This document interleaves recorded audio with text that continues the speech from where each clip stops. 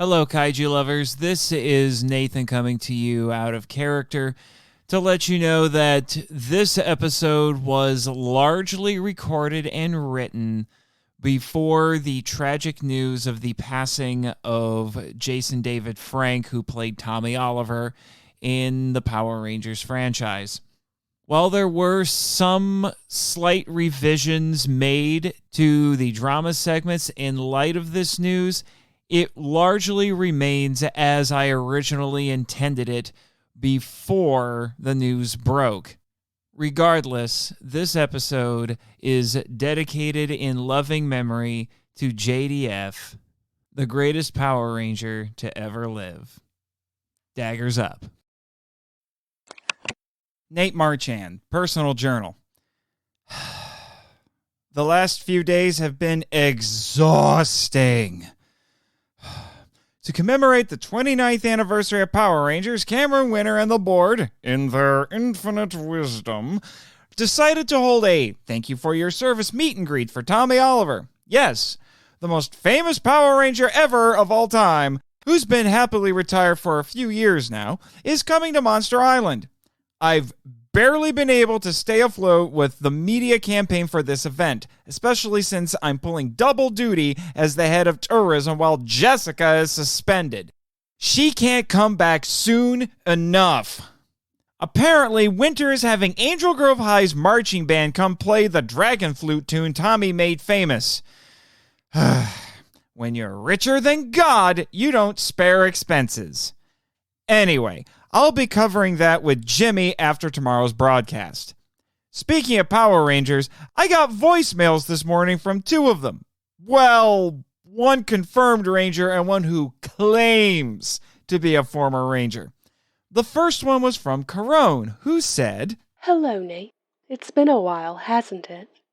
I mentioned in my last message that the KO-35 monks sent me on a pilgrimage to visit important places in my life. A few days ago, I went to Noyes moon to see the wreckage of Terra Venture. I'll never forget the crazy day it crashed.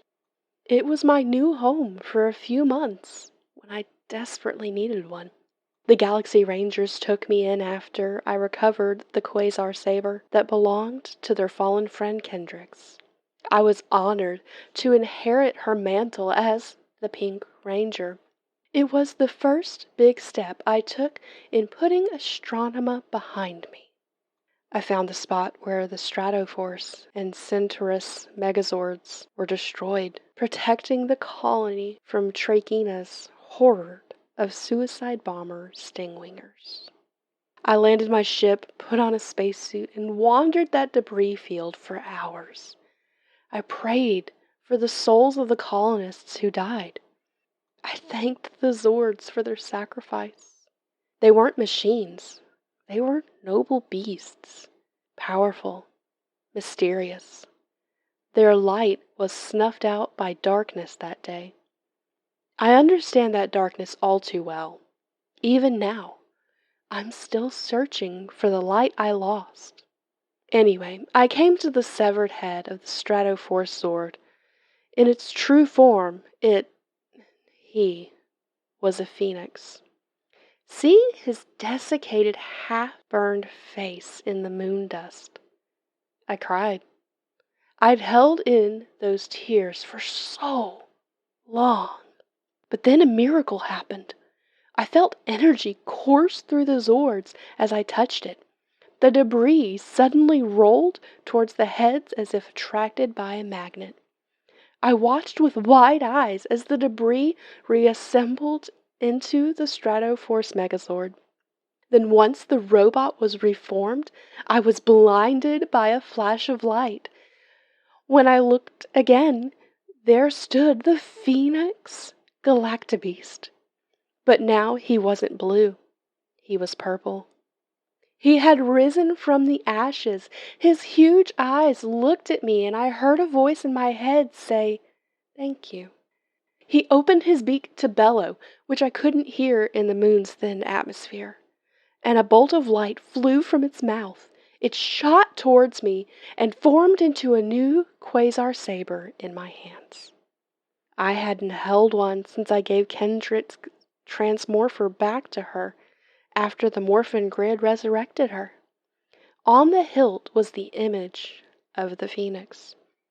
I looked back up the Galactobeast, but before I could say I was unworthy, I heard the words, "A gift for a friend." I knew then there was no arguing with him. I've joked with my brother Andros about his magic tears that saved my life when I died invading Earth as astronomer. I don't know if mine did that for the Phoenix, but as I've been training with this new sword, I wonder if I've been again saved by tears. Now I just have one last thing to put behind me. Goodbye, Nate. Michael teases me all the time about crushing on Karone. And he's not wrong. But I'm pretty sure there's a certain Silver Ranger who'd be better for her than me. And then there was the second voicemail, which was from Raymund. Salutations, Marchand. I don't know how a vocalization mailbox works, but Gary says all I have to do is bushwash into the horn for a few minutes and it'll record my message like a phonograph. I'm making this dialable because I finally heard from my sap of a nephew, Aston. Damn him. He found my Mido Ranger uniform and aereo-mailed it to me. It was dropped off at the Legal Action Team office by one of those tiny aeroplanes your producer likes. Aston included a note saying he searched my Kenosha home diligently for 6 months before he found it and claims it was stashed away in some dark corner of the attic. While my nephew couldn't find his way out of a paper bag with a map and street signs, my house isn't a log cabin. My previous practice was quite prosperous. It was only when I tried to replace my previous paralegal Eugene with Aston that it all went to pot. Even I make mistakes sometimes, as Gary likes to tell me. Speaking of Gary, my Mido Ranger suit will go great with the wombat costume he got for Halloween. Especially that big green boomerang. Ha-ha! I hope you like exotic poultry, Mr. Marchand, because you're about to eat Crazy Bernice. Giant vultures aren't poultry, Raymond. I pay you to fact-check the other lawyers, not me. Anyway, Mr. Marchand, Mido Ranger rides again at Tommy Oliver's meet and greet. Abyssinia! Gary, how do you turn off the vocalization box? Raymond, you just hit your button. The off button. Go wait, just give it to me. Give it to me. It's my phone anyway. Come on. Just what we need. A boomer Green Ranger crashing the Green Ranger's party. It's never dull on Monster Island. End journal entry.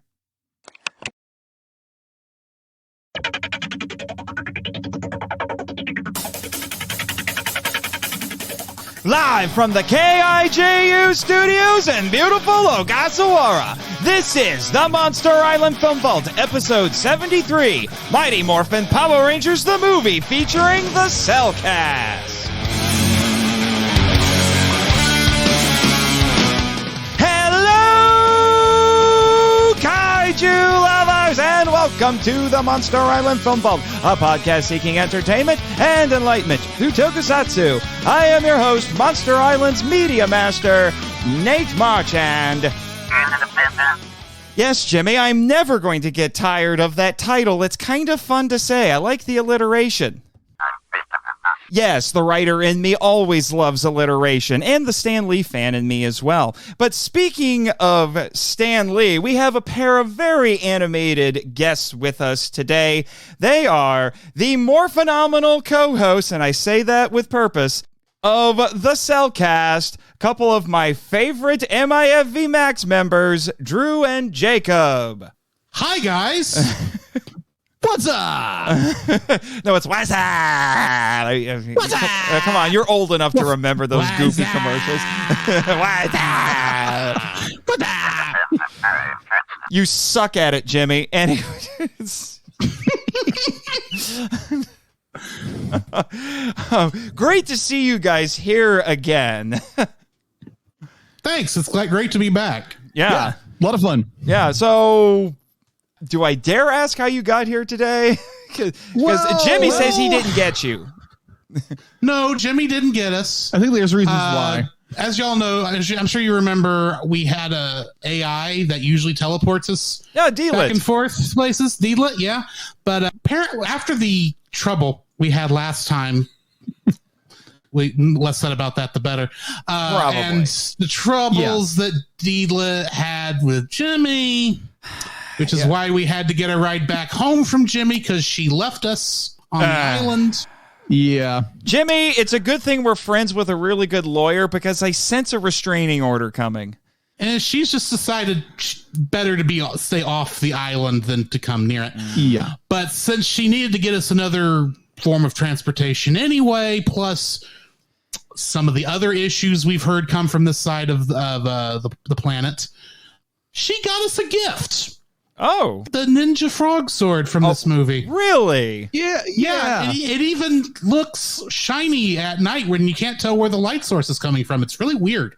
That's bumpy as all out. Wow. It went full tilt authentic there. Huh. Yeah. We have no idea where she got it from. I kind of have an idea. You remember an episode I did with fellow MIFV Max member Damon Noyes called not the Secret Serpent, the Magic Serpent. Vaguely, it has been a while. There is a frog kaiju in it because it's based on the legend of Jiraiya. Fun fact, that frog Zord is also inspired by that legend. Ah, cool. So where she found this particular version of the Zord, I have no idea. Well, if you go back and suddenly it has turned into an android Japanese man, that might be why. That should tell you everything. Maybe so. All I know is it was just a quick hop down to the Gulf of Mexico, and we got here within a day. And talk about bumpy the entire time. Be like, couldn't we got the TV version of this frog? It wasn't that bad if you would have stayed near where the stabilizers were keeping everything solid. Yeah. But no, you had to go to the back. Yeah, exactly. Apparently I'm a very curious man. Apparently you guys need to work out your robot frog piloting skills. And besides, once we got to the Gulf, it was just a torpedo. You could have waited the 2 hours it took to get down to the Gulf. Sounds like you had a very eventful trip. Is this how you guys always are on road trips? I mean, I've been catching up with some of your episodes. I've heard about road trips. Maybe.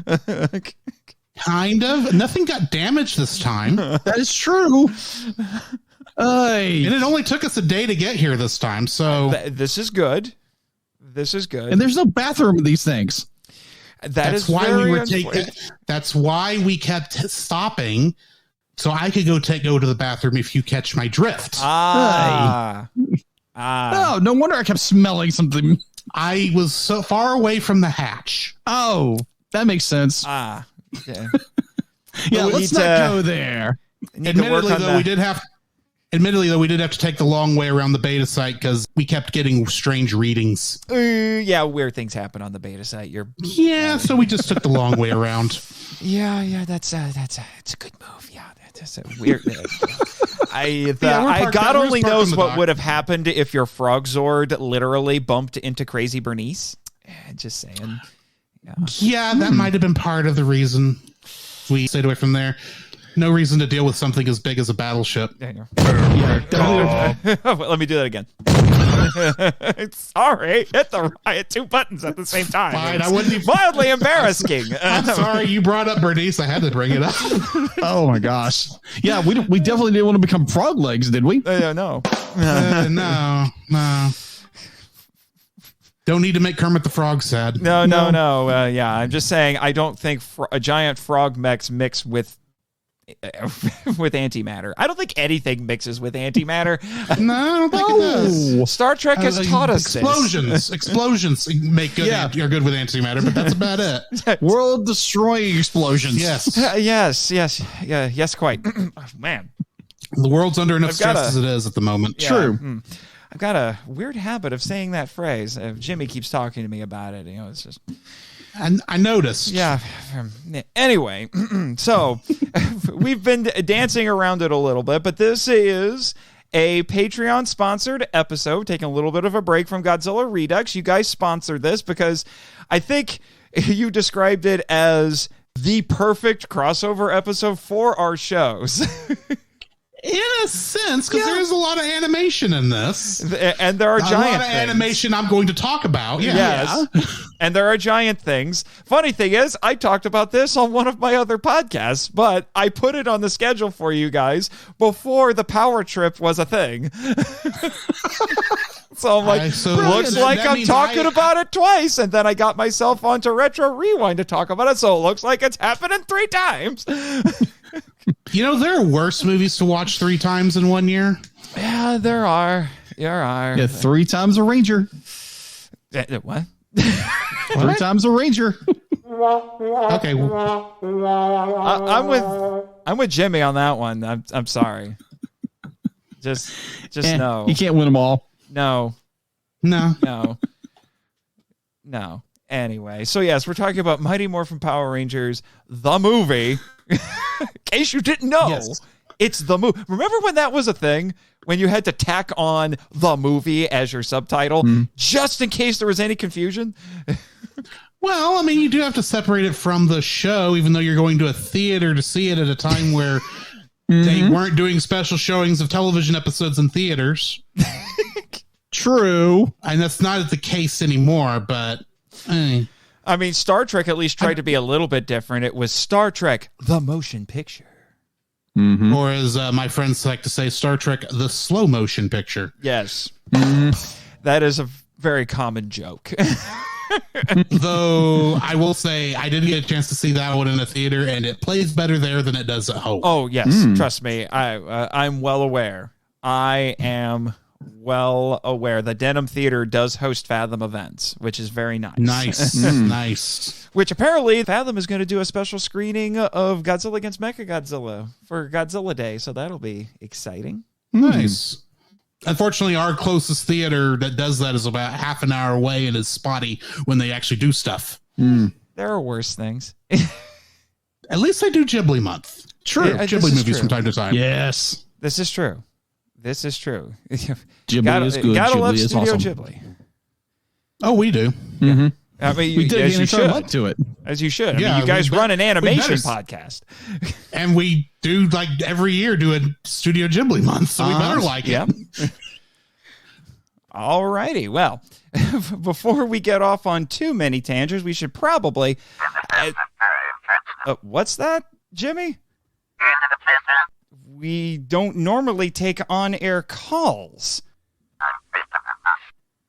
He says it's important? Of course he says it's important. Who is it? Like I told you during the 3rd anniversary live stream, you need to work on your phone screening skills. Patch it through. Oh, I thought I'd never get through to you, Nate. Oh no. Is this... Yep, everyone's favorite skeleton man, Rito Revolto. Or Rito Bandora, depending on who you talk to. Oh, good Godzilla. Remember when we were roommates? I'd rather not. Now, why are you calling my show? Well, I heard you had patriots or patrons or whatever who asked to talk about when the Power Rangers became the Powerless Rangers, so I figured I had to be on because I'll wreck their Zords, one of my greatest achievements ever, and gave my big sister and my brother-in-law Ed a flock of tangas as a wedding present so they could kill the Rangers.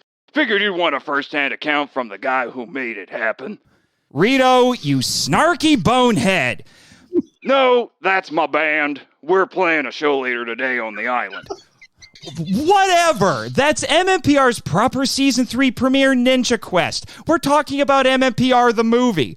Oh, well, I wasn't in that. Exactly. Would have been better if I was. Sure. Dulcia is definitely a better mentor than that big purple robot ninja guy. I discovered a bone I didn't know I had thanks to her. That's enough from him. Sorry about that, guys. No worries, dude. It happens all the time. I understand. Yeah, like I said, I'm guessing his band is here because we're doing this big meet and greet with Tommy Oliver as kind of a thank you for your service sort of a thing. Cameron Winter figured, hey, the anniversary for Power Rangers is coming up. Let's throw a big event like this. It'll get a lot of people to come to the island because, as we all know, Cameron Winter loves money. Yeah, True. this I can see. Yeah, he's I'm always. surprised he was able to get through to that organization, but still. Huh. Yeah, okay, Cameron Winter has his ways, or he can just, I don't know, throw enough money at somebody and stuff will happen. Because Gotcha. Gotcha. that's I'm gonna how do my it autograph later. rolls around here. Mm-hmm. Ah. So, we're talking about Mighty Morphin Power Rangers, the movie. So, Yeah. Yes. So one of you fellas can give us a quick little plot synopsis. I will cue some epic rock music for you, and we'll go from there. Let everybody know what is going on in this movie. All right.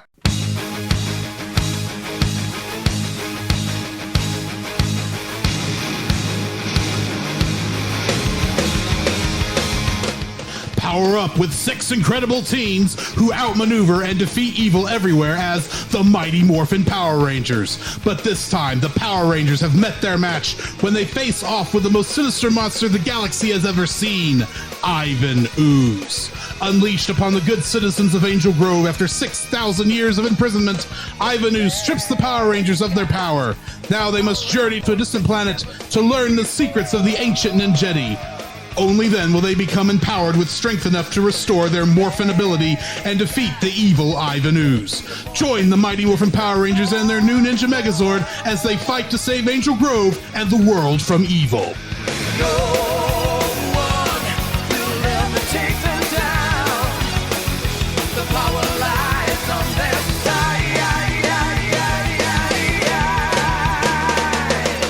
Dun dun dun! Bravo. Very nice. Hot dang. Yeah, that sounds tried. familiar. Did Jimmy give you the Blu-ray hiding in the film vault? Maybe? Okay. Just making sure Steal no it. one... May not like that. Just making sure no one can accuse us of plagiarism around here. Well, I did try to look for some others on the internet, and I weep for the future of humanity and their writing skills. Yeah, you have a point. Maybe I should have written it. I normally do. I mean, on the Power Trip, that's what I do. I should have just whipped out the Power Trip plot synopsis, and had you read that. But, I wanted you guys to have. I wanted you guys to have some fun with this. Or you could. You know what else you could have did? You could have read the very Star Wars-esque scroll-up text that we got in this. That is true. Oh my gosh, yes. Yes, let the parents know what's going on. Yes. Otherwise, they're going to be completely lost. Yeah, that's exactly what that was. I'm like, this is here just for the parents. Uh-huh. Because you can't tell me every 10-year-old in that audience had not grown up, not watched the last 2 seasons. Oh, yeah. Yeah. Well, although the argument could also potentially be made. I mean, it's funny that you say that because this movie is definitely set up assuming that its audience is already invested in these characters. Right. Because they're just there. They're already pre-established. Yeah, this is definitely not an origin story movie. Right. No. But it's also, it's in its own little universe. That's the weird thing. Yeah. Mm-hmm. That's the weird thing. So if if you saw this in the summer and then started watching the show again a few months later in the fall, you're going to be like, hold on, didn't they do that? As Rito pointed out to us, big purple, a big purple ninja robot man. So Yes. Well, that's the crazy thing is I saw Ninja Quest long before I ever got a chance to see this movie because I didn't get to see this in theaters. oh, you didn't. Nah. Nope. Funny thing, it opened the day after my birthday. I had to wait until it was available at my local movie rental store, which was not Blockbuster. Well, Because I don't think my parents wanted to sit through this. I'm fair. sitting here wondering if I should say something like, do you blame them? I really don't. I mean, well, and the thing is a lot of people, according to, admittedly, this is coming from Screen Rant, so make what you want of it, because Screen Rant is one of the most awful things on the internet, but they actually do bring up a couple of important points, which is, I mean, the movie was technically successful, but it was also facing a lot of stiff competition from Disney's Pocahontas and Batman Forever. True. which released the same month. So, not to mention, I think I saw that Judge Dredd and Apollo 13 came out the same weekend. Yes. Yep. So there was tough competition. Yeah. So it was a very packed summer for blockbusters. Oh yeah. Mm-hmm. Yeah. So, although kids are not going to be going to see Judge Dredd, obviously. But that depends on the kid. No, I could see some people I went to school with going to see Judge Dredd. Typically, they're not. But that's of course, a I lot would have of been the kid who would have gone to see Apollo 13 because I like space. Yeah. Of course, you went to go see Apollo 13 that weekend. That doesn't surprise me. Yeah, it doesn't surprise not at all. me. Yeah, not at all. It's probably. I think it's one of his favorite movies too. Jimmy probably had some colorful commentary on that movie too. And we're not putting up with that language on the show today. Jet's not here right now, and if you're going to keep talking like that, Jimmy, you better give him a call. I'm just saying. I don't have to worry about Jet with these two. As far as you know. Yeah. Oh, yeah. You never know. Tarnish your squeaky clean reputations. But yeah, obviously someone hasn't heard my last episode. No. Oh gosh, yes. I didn't say anything that was bad, but I wasn't far from it. Dang. The rage was palpable. Apparently, I do need to do a wee bit of catch up. But anyway, although now that I stop, the episode still needs to be edited as of this recording, so don't feel too bad. And cover it. Oh, never mind then. Although it is, now that I think about it, it is kind of nutty to think that this is the mid 90s and there are 3 superhero movies opening within a month of each other. True. They were trying to open up the superhero movie market, which hadn't opened up really yet. And didn't really until X-Men. So X-Men, would have been the first one where it really started getting good. Yeah. Well, no, there were good ones before that, but it wasn't the pardon the pun, juggernaut that it is now. He didn't come out to the 2000s. Yeah, that's true. But yeah, so lots of competition. But yeah, you're saying that your parents wouldn't have wanted to sit through this. Why do you say that, Drew? Let me put it this way. I was not allowed to watch Teenage Mutant Ninja Turtles. What? I don't know why I was allowed to watch this, but I can guarantee you it was because neither of my parents were in the room when it was on.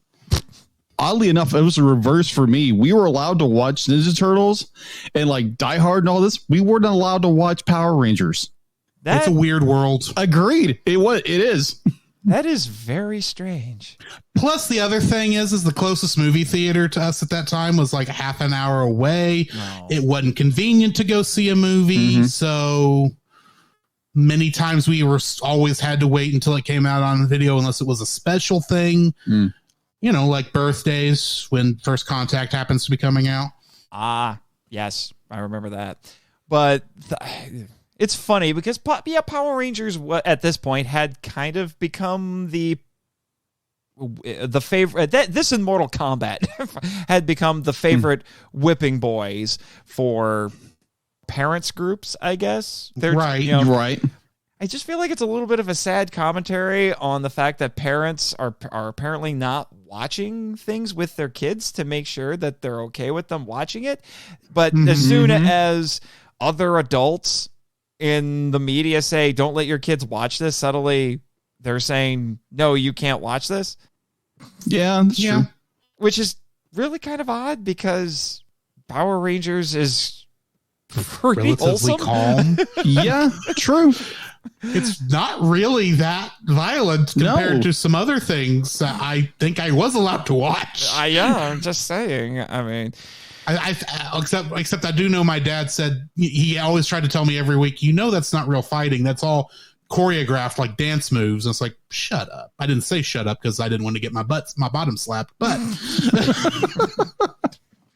I thought shut up. Yeah, but that's where it needed to stay. But this was, despite the fact that it did underperform, it was successful, but kind of underperformed at the box office with all that competition. This was an event when it came out. Good grief. This was an event. Yeah.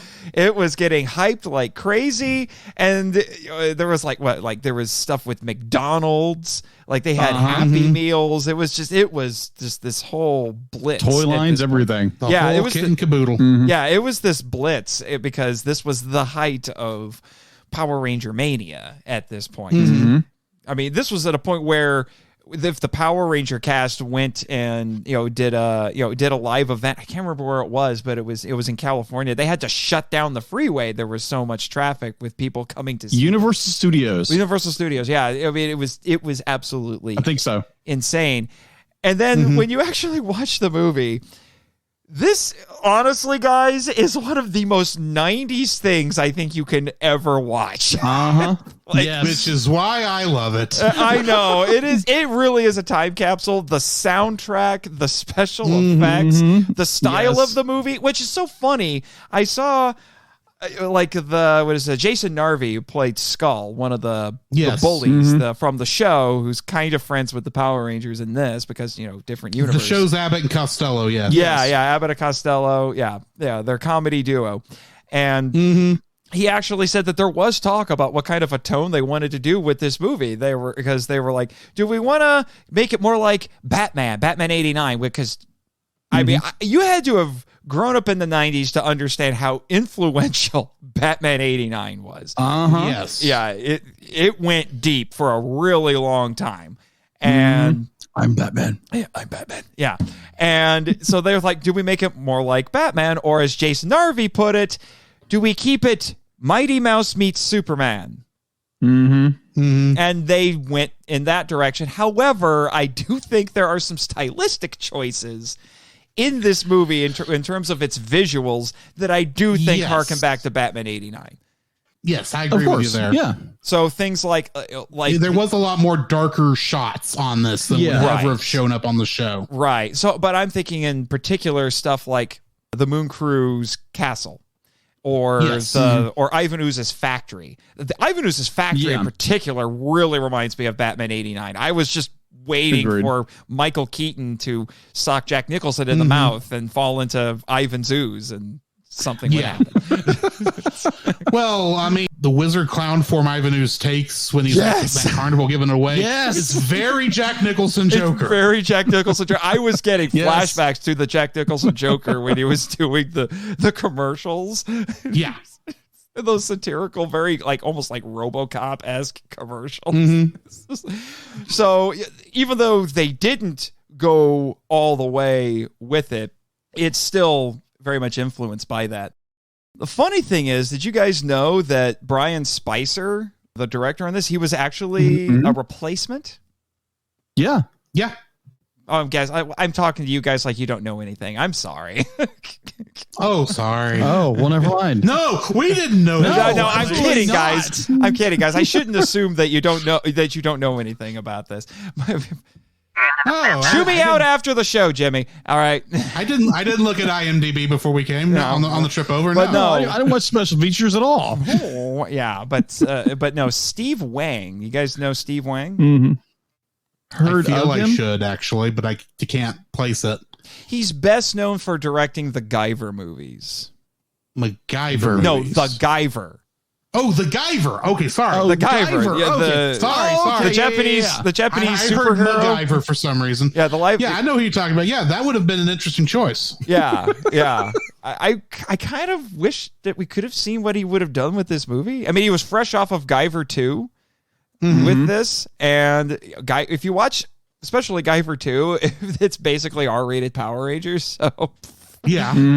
The funny thing is, he did actually get to direct Power Rangers later. He did direct one episode of Lost Galaxy. Huh. And it's the weirdest episode. And it's the weirdest episode of Power Rangers ever. That's saying something. Yeah. It has almost no Sentai footage or Power Ranger action in it. It's basically a 20-minute version of Aliens. That's still odd. Sounds interesting. Oh, it's a great episode, but it's just Aliens with Power Ranger. I'll have to look through my DVD for that. Yeah. Yeah, it's called The Rescue Mission. Look it up. So he did get to direct it later. Interesting. Yeah. I'm not. I don't him. remember exactly why he got replaced, but they threw in Brian Spicer, who had never directed a movie before, and he told that to the cast, and he's like, "Oh, it's our first movie too." I feel like they just kind of sprang it on because that's how Saban did things. Yeah, he just kind of. I kind of feel they must have sprang it on the cast too. Yeah. At one point. Yeah, I mean, like, oh, by the way, we're going to Australia to film stuff. You're coming with us. Yeah. Yeah, we just hired you on as new cast members to the TV show. By the way, you're going to Australia and making a movie. It's like, okay. Yeah, that'll be fun, right? And then they're like, no, it's not, because when you're not filming the movie, you got to go film TV other episodes of the yes. show. Well, one of them, because the Rangers were only barely in the wedding. That 3-parter. Yeah. The Return of the Green Ranger. Okay, yeah, that took some more work. Although they did use those rat suits that they made for the movie. Yes, they did. Which I laughed at when I found out that those were supposed to be in the movie. I thought those things that look like they rented from a local costume shop that was going out of business. Or they That's what stole. you wanted to put in the movie. Or they stole from the Princess Bride because they look eerily similar to the Rouse. Oh, those don't exist. This would be the part where one of them would subtly burst out of the door and eat Drew's face or something. Yeah, and apparently it took the stunt coordinator to say, like, you know what, these suits aren't going to work. I'm glad somebody on that design team understood good design. Some of these things we'll talk about later. I kind of wonder. Like what? Well, we just get it. Since we're talking about design, let's just get it out of the way now. How about the strange textures they decided to use on the 3D models for the Megazords? Okay. Oh my God. Cryptomorphagons, or All how do right. you say that? Yes. Okay, you brought it up. We need to talk. Okay, it's kind of the elephant Zord in the room. No, he was 2 seasons ago. Yes. Yes. But one of the things that like I said, this movie's incredibly 90s, but probably the most 90s part of it that has not aged well is the CGI. And honestly, I'm not even sure this CGI was good for 1995. Okay, first off, let's be more specific, because we're actually talking about the 3D animated parts, because CGI also would be a lot of the morphing sequences like we see out in the with the statues out there in front of the temple and things of that nature. That's more of like 2D Photoshop effects. Yeah. Which those looked fine for the most part. But yeah, the Zords and the Ectomorphicons, or however you say those. That's how you say them. Of Ooze's Zords. Let's say so. Those are just Ivan Ooze's Zords. Those could have been better.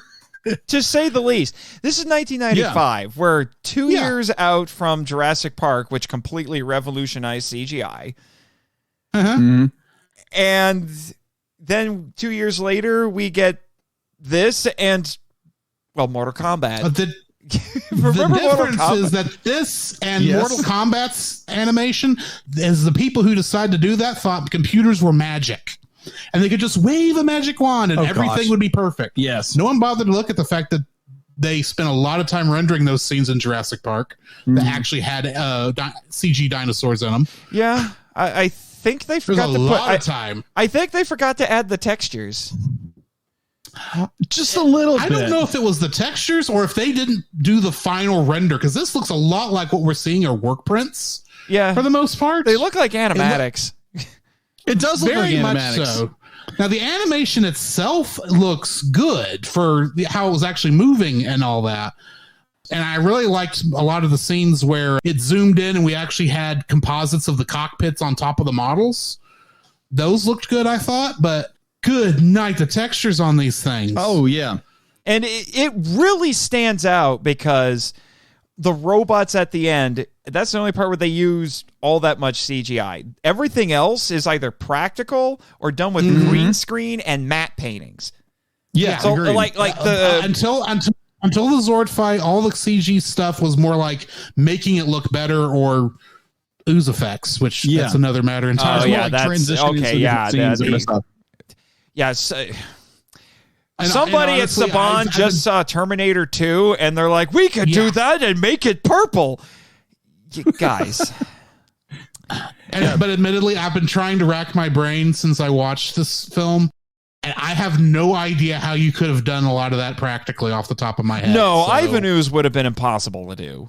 Outside of making it look like the first couple episodes of Kamen Rider. Yeah, the only thing I can think of is they say over and over and again the festival features be like they had to cut back budget the entire time because they were reshooting things over and over again. So you have this in fight scene. Looks like it was like, okay, we only have this little bit of a budget. Let's throw it in there. Let's not render it. Let's just do what we got and be done with it. Technically, it was rendered. It was just a work print render, which was low poly. There was virtually no models. It was just enough of a 3D model that they could move the thing around to get the animation done right. My understanding is, especially at this time, which they would do to actually get the real prints that they would use in the film, is they would then do a high quality render, which could take up to 30 hours per frame, which at least that's how long it took Toy Story to do it. Yeah. But it doesn't look like they did that part. Yeah, I don't think they had the time or the money to do it. And no, not like at all. I kind of did a rough estimate on the math, and I think what I came up to is if they had run the computers for 12 hours or for 12 days, you could have gotten it all done if you did for 24 hours a day. But that's just the final rendering, and that's a lot of time for something to screw up because you know how computers are. Oh yeah. Especially in 1995. Yes. Yeah, that was what they barely had Windows 95 at that point. So, well, I think they would have probably been on like mainframes for the actual render, but still, right. So still is a lot of processing power. Yeah, and what is it? What do they call it? It's Scorpatron and Hornator. That's a name. No, Jimmy, we don't need Jet for that one. Jeez. Yeah, Michael's not here. Yeah, Michael's not here. Yeah. Although on there we have the Dragon Flute because branding. Anyway, so I'm sorry, I did just re-listen to that episode before we on our way out here. Oh yeah, in the Frog. I heard his pronunciation of it. It's like great. Now that's going to be stuck in my head. Yeah, that is very true. But those two things, they're arguably the best looking things, CGI things in the whole movie. I think they were right. I think they put at least a little bit of effort in that. The individual Zords. If you look at it, there's actually they're actually doing something incredibly ambitious for the time. Yeah, agreed. Because almost no one was using 3D animation in quite that in your face. Almost everyone else was using it as kind of like just adding motion to actual model work or stuff like that. I mean, Jurassic Park did it, but they spent a lot more time on it. It's almost like the last 20 minutes are almost another animated film that happened to have live action backgrounds. I know. That's true. And then the individual Zords, like, the Frog that you guys came in today, those look okay, but they also look kind of murky because you see them at night, and they look very shiny. Yeah. They are very shiny. I don't know where where is that gloss coming from? It must be a full moon. I would love to know that because I swear we were lighting up the ocean on the way here during the part that was when the sun was down. Yeah. I still don't know how that works. I got to talk to Deedlet on that one. Yeah, for sure. Where she found this thing. The looks we got from the Coast Guard was just weird. Oh, the Japanese Coast Guard? Oh, yeah. You would think. No, the ones at Panama, because we had to hop over the Panama Canal. Yeah. Oh, like literally it was one big hop, but there were searchlights following us. So. Oh, well, yeah, that's not fun. Even though those were getting blinded while people were trying to take pictures of it. So you never got a picture of anything. Yeah. A giant frog hopping over the canal. For sure. But the one that kills it is when they make the frickin' Megazord. And that Megazord is an unholy mess. I don't know what anything is on that thing. Well, the crane Zord is on top, and for some reason they remodeled the bottom of it to instead be a face to be the cockpit because Saban likes making sure you know where the Rangers are sitting on these things. it is one of the ugliest. I don't know why they're obsessed with this. I don't know either, but because it is one of the ugliest, most confusing looking CGI models I have ever seen. And then we get another equally ugly, though slightly less confusing one when Ivan Ooze, in his infinite wisdom, pulls a superpower out of nowhere and just merges with Scorpatron. There's a lot about that I have questions about, like physics. Tell us. I get that he's made of ooze and he can fill that thing. Yeah. And then use that to take control of the robot. I follow that part of the logic. How does he reform all the metal? Yeah. To form his quote-unquote armor, including his long chin. His Jay Leno covered chin. in armor. It's like, how are you... It doesn't work that way. Physics do not work that way. Even Power Rangers physics do not work this way. It's just, yeah. And so then we get, a big fight between two ugly CGI robot things, and I'm just like, I can't. I don't quite check out because it's still done better than, say, like an Asylum movie, but that is the part that has aged the worst out of this. I would pay real money to watch some fan edit of this where they went back in and redid all the CG with modern models and see if it looks better. I would pay money to see this. Yeah. And just, of course, I'd also pay money to go back in time and tell Saban, hold off for about 3 months and actually get suit work done in here. Yeah. Yeah, because that would have looked better all the way around. As much as I can defend how much work probably went into doing the CG and how little time they had to work on it, because I think 90% of the problems with this is it was a rush job with this animation. Even if it wasn't a rush job at this time, they should have gone with having an actual suit. Well, which is what they did in the show, and then Well, I mean, one of the only nice things I should say that I will ever say about the Turbo movie is that they just went practical with everything and laid off the CGI. Yes. And if I remember correctly, the Car Ranger footage did have more of a transformation scene to work with than the Kaku Ranger footage did for this movie. So I can kind of see why they went to a lot more trouble.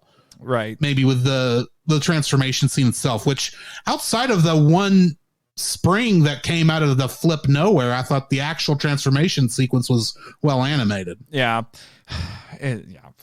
For those who don't know, Power Rangers has traditionally been made by taking fight footage from Japanese superhero shows called Super Sentai, which is a big franchise in Japan. One of several. And then they film new footage with new actors and characters and edit around it. Right.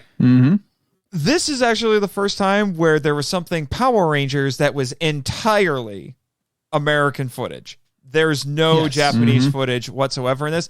I would have loved to have been a fly on the wall in a Japanese theater if this thing played in a Japanese theater. Gosh. Can you imagine how confused the Japanese audience would have been? As like, wait, there's not completely confused because there is a Japanese dub of Power Rangers. Yes, I don't mean Sentai. There is a Japanese and they use the Sentai actors. Yes, so some people would recognize how crazy what they're looking at is where it's coming from. But just to put this into perspective for the uninitiated, we have of our 6 heroes, our team of 6 heroes, 5 of them have costumes based on Zyuranger. One of them has a suit based on Die Rangers, which was the season after Zyuranger, but all of the robots and it was a Chinese mysticism theme. But all the robots in this are based on Kaku Ranger, which was the Sentai season after Die Ranger. So which was ninja themed, and it's not even their original Megazord, because the original Megazord Kaku Ranger uses the Alien Ranger Zords. I know. So this is so confusing. So just think about like how confused they must have been, because it's like you just took 3 Sentais and threw it into a blender and then tossed in a bunch of American special effects, which by the way suck, but except for the practical stuff. Like I said, you watch the practical stuff was actually very the well practical done stuff is in this. great. I love the green screen Yeah. and matte paintings. I'm a sucker for matte paintings. Yeah. So the Phaedos, when they go to the planet Phaedos, and we get the scene where they're looking out in the horizon, that looks gorgeous. Or when they get attacked by the dinosaur skeleton, which was probably named Rito, yeah, that as was far as I amazing. know. I think that was puppetry, but It was wrong. a puppet. That was practical. It was almost marionette in the way that it looked like it was moving. Yeah. Right. And then It's when they done had so well. and then they had the 4 gatekeepers, and Yeah. when they appeared, they did some CGI morph effects, but then they were practical. I'd call it a Photoshop-like effect more than anything else. Right. But all that stuff works. But while we're on the subject, what did you guys think of the Power Ranger costumes in this? I actually like the redesign of these Ranger costumes. In some ways, they don't make any sense, but they're still fun. I don't know. I mean, if you're going to redesign, granted, America hates spandex for some unknown reason. So I understand going back in and actually making it bulkier. It's the same reason why that makes sense. X-Men would redesign their entire suits when they did that movie. Yeah. And honestly, this is a much better faithful adaptation if you're going to redo it than I think even X-Men later did. Yeah, I So, agreed. granted, the one that looks strangest is Tommy because they tried to mix his back to, he's got the big shield for one thing that the others don't, but then they tried to add in Georanger elements by changing out his belt to be a morpher, which is looks odd. Yeah. One thing that I do like in this that I kind of wish that Power Rangers would do more often on television is I liked that the power coins were on their chests and served basically as like American superhero emblems. I thought that was cool. Yeah, that was nice. I get that, but I'm also there's still a part of me that's going to look at that, having seen the original designs for so long, that goes, that looks weird. I get why, but it looks weird, especially as complicated as both the Dinozord and the Ninjetti designs are, as complicated as those are from a design perspective. Right.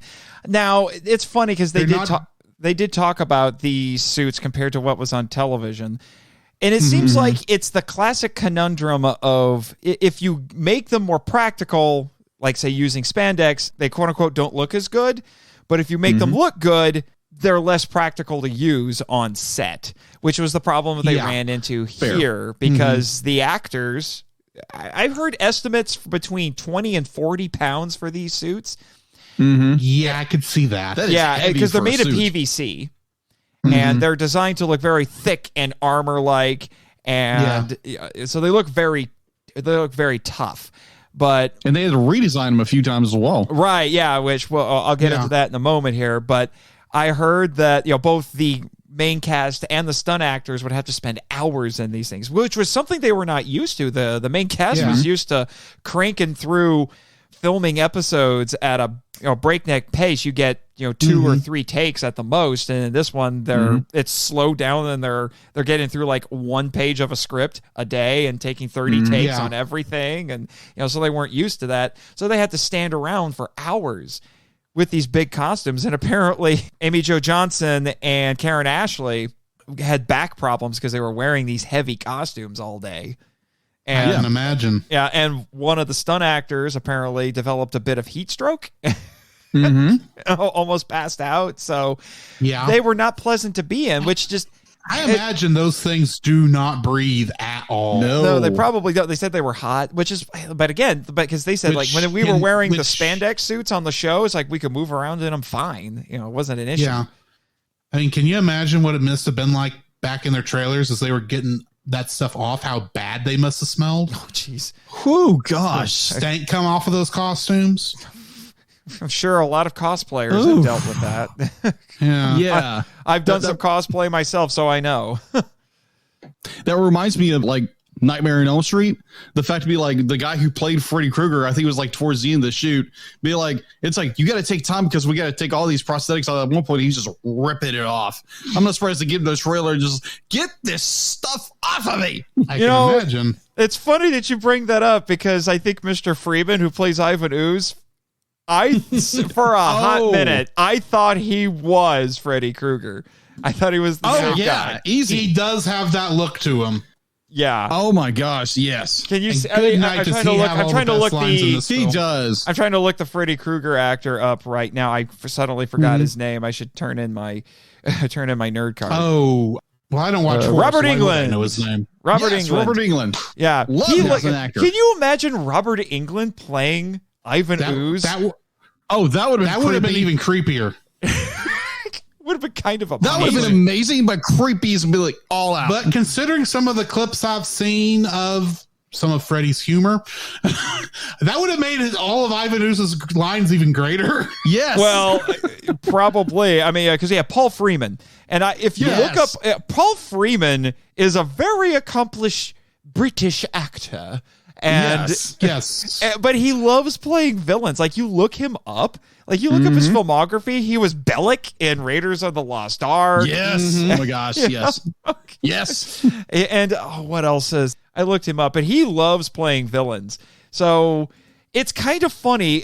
Ivan Ooze, say what you want about this character, but Mr. Freeman as Ivan Ooze, I feel like he elevates this movie. It's on stage, on set. Yeah, is it just me, or was there just a rash of honestly either terrible to mediocre movies that came out around this time that get elevated by the amazing performances by the actors who played the villains?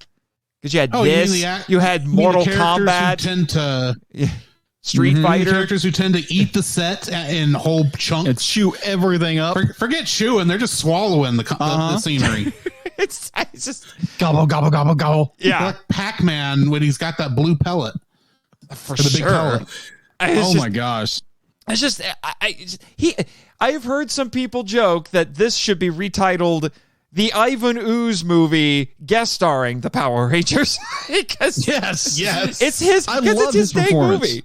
Like, all the best lines come from him. He's the only one who looks like he's having any fun.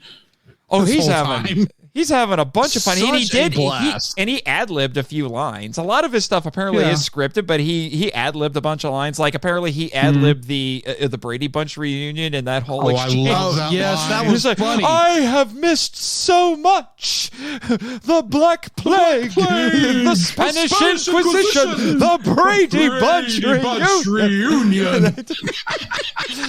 He ad-libbed the Brady Bunch reunion. That was so good. Which is a great line.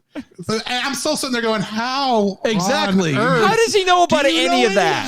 How does he know about any of that? Because he's supposed to have been in suspended animation for 6,000 years. How does he know about any of this? Did he have cable plugged into that egg? What's going on? Yeah, exactly.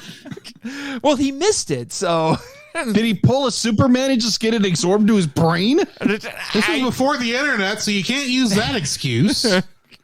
Virtually before the internet. Yeah, right. Very early internet at this point. But early internet. But Paul Freeman, what a trooper. It says it took him an average of 4.5 hours to get into all of that makeup and that costume. When it started, it was more like 7. And he actually said there were points where he would be spending so much time getting into that thing that he would just fall asleep, or he would drink a Guinness through a straw over his, because he had the fake teeth and he couldn't quite get it through the teeth, so he had to use a straw. And he would eat, since he had the fake teeth, it was difficult to eat anything, so he would eat smoked oysters. He'd just slip them right over the teeth and down his throat. If you can do that sort of thing, more power to you. Yep. But eventually, and this was another thing that did not help the production. They had to delay it because he developed an allergy to the glue that they were using for the prosthetics. Yeah. So he had to take time off to recover. The funniest story that he told is he said that he sprained his ankle one day on set because he had to wear high heel boots to look taller than everybody else. And they had to rush him to the hospital. So So he had to go in wearing the prosthetic mask. Can you imagine being the doctor coming? It's like, oh, what dear. on earth happened here? I think he said that when he went in there, first off, there were people who were seeing him getting carted in. They're like, what the heck? They were looking at it weird. But when he got in there, the doctors are like, what happened to you? It's like, it's a sprained ankle. I was on a movie set. I'm playing Purple Ooze as a space alien. I just like all the best lines come from Ivan Ooze. It's just yes. Like I said, just like Mortal Kombat and Street Fighter. Book? Huh? Where's my autograph book? Yes. Yes. And when I never get it right if it's Tengu or Tenga. It's Tengu in the movie, Tenga in the show. Either way, the stupid birds. When the stupid birds say, after they've reported that they failed in their mission, and he says, "You want us to take another crack at it?" And he says, "How about you take another quack at it?" Bam! And they just erupt in a shower of blackbird feathers. That's like, stupid. Ivan, can you make us stop by the actual show and do the same thing so we don't have to deal with these things anymore? Instead, you have to put up with the snarky bonehead. Well, that's as good in its own way. True. Right. It's just a different flavor. Yes. It's sure. But although until much later when they forget how to write both him and Goldar and turn them into the monster version of Bulk and Skull. Oh, good Lord. I have opinions. Listen to the I power still haven't trip figured out which one's Bulk and which one's Skull. But anyway. Yeah, I'm still trying to figure that one out. Oh, wait, I'm stupid. Of course, Rito is Skull. Sure. Anyway. I get it now. It took me a second. It took me a second, but I get it. I'll take that bad pun. I'll take that because I deserved it. Yeah. But what did you guys think? So we're talking about how like Ivan Ooze just eats all the scenery in this. Paul Friedman just giving a powerhouse performance here. We do have the villains from the show in this. Most of and they get some movie upgrades for their stuff. Yes. So we get a Lord Zed who looks... I don't know if I like this design for Lord Zed. I don't. Yeah, it's go ahead. I like it to an extent, more like for an artistic design, because they changed the helm a little bit, but it's bulkier. It's a bulkier design. Honestly, while I agree they did need to redo the staff because by the end of second season, that thing was looking rough. The rest of the design, I have no idea why they couldn't just use the suit they were using on the show, other than making his brain more animated. I did notice they made his brain more animated in this one. Right. I mean, for the most part, Rita's costume looks almost exactly the same. Except it's a different actress. It is a different actress. It's a different on-set actress. It's Julia Cortez, but it's still Barbara Goodson as the voice. Right. And they still have... Probably just so whoever was the actress in season 2, just so they didn't have to ship her over to Australia, I'm guessing. Maybe. For her one scene that took place on Earth. Right. I don't know. I'm guessing. Right, yeah. Yeah, I mean, those two characters are barely in the movie anyway. Yeah, so. But they still have Robert Axelrod voicing Lord. They still have Kerrigan Mahan as Goldar. Oh boy, Goldar! I don't like this Goldar. He's too smooth. He looks like an action figure. He does. Both he and Zed look like an action figure. In fact, I rewatched The Wedding. Pray for me. But that broke me when I watched it. Yeah, I know, and I understand why. That's one of those things I remembered from when I was a kid, seeing that sign behind Serpentera. But I went back and looked at the wedding cake because I remembered they used like an unreleased Lord Zed action figure to and Rita for like the cake toppers for the reception, and it is the same design on that unreleased Lord Zed as they used in the movie. It looks like it's the same design. Wow. And I'm still wondering why. The original design was excellent enough. So, anyway. Yeah, but then Goldar looks worse. Yeah, Goldar, like, he looks like such a toy. And he's a doofus in this. This was the start of Goldar becoming a doofus. Yes. Which is sad because he was actually he was kind of scary when I was a kid watching the original show, and then he turns into bulk essentially. Yeah. I don't understand why I understand why they might do a redesign, because you get a chance to upgrade your sets.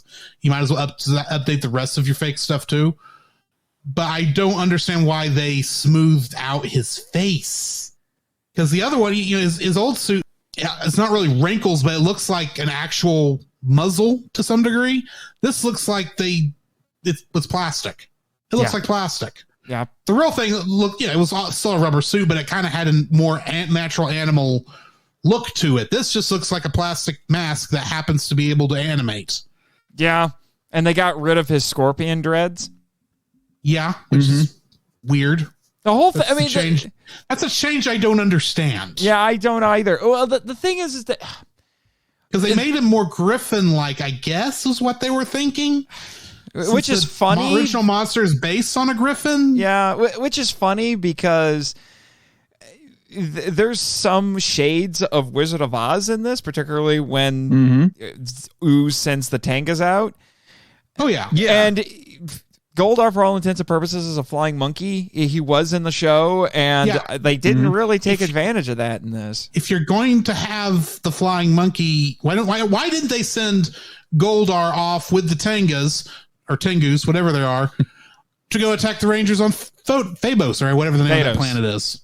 Phaedos. That would have made cool sense. It would actually, given Goldar at least one last good fight before they turned him stupid. Yeah, actually, Goldar doesn't do a whole lot in this other than stand around and make silly jokes. Be the straight man to Mordant. Mordant. Good Lord, Mordant, the stupid pig with a monocle. Who's in here to replace Squat and Babu from the show. Right. Which I guess it was cheaper to make one suit than two, so they just designed an original suit instead of trying to make it work with one or the other, I guess. I don't know. It's that decision was weird. Yeah, it is. And it's one of the things that helps to solidify that this is in a different universe than the show. Yeah. And which means this was, kind of my big brain thinking here. If we take the scroll up text at the beginning at face value, we are looking at basically the 6 characters who were chosen by Zordon to be Rangers in this universe. We didn't have a power transfer. We might have not had the Green Ranger, and we had these villains, this Moon Crew, from the start. Yeah. That seems to be the implication here, which is kind of interesting.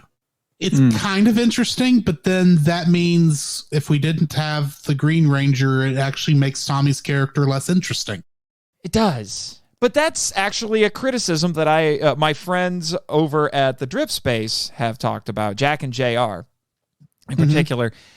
They make the argument that one of the issues with the script in this movie, again, like I said, this movie starts assuming that its audience knows who these characters are, new universe or not.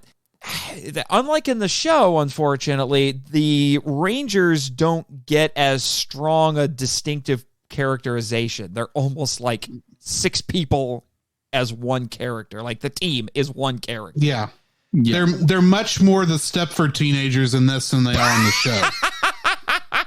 Oh, wow. The Stepford teenagers.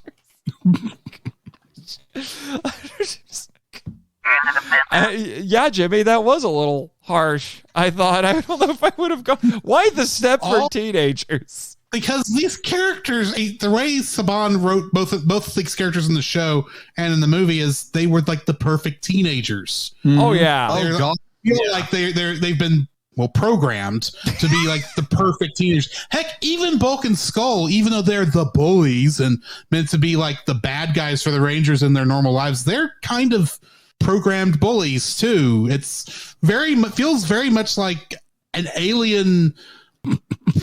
An alien force somehow recreated what they thought a human village, a human town was like, and that's the simulation they made the thing in. That's kind of why I call it the Stepford teenagers, because these kids are too perfect.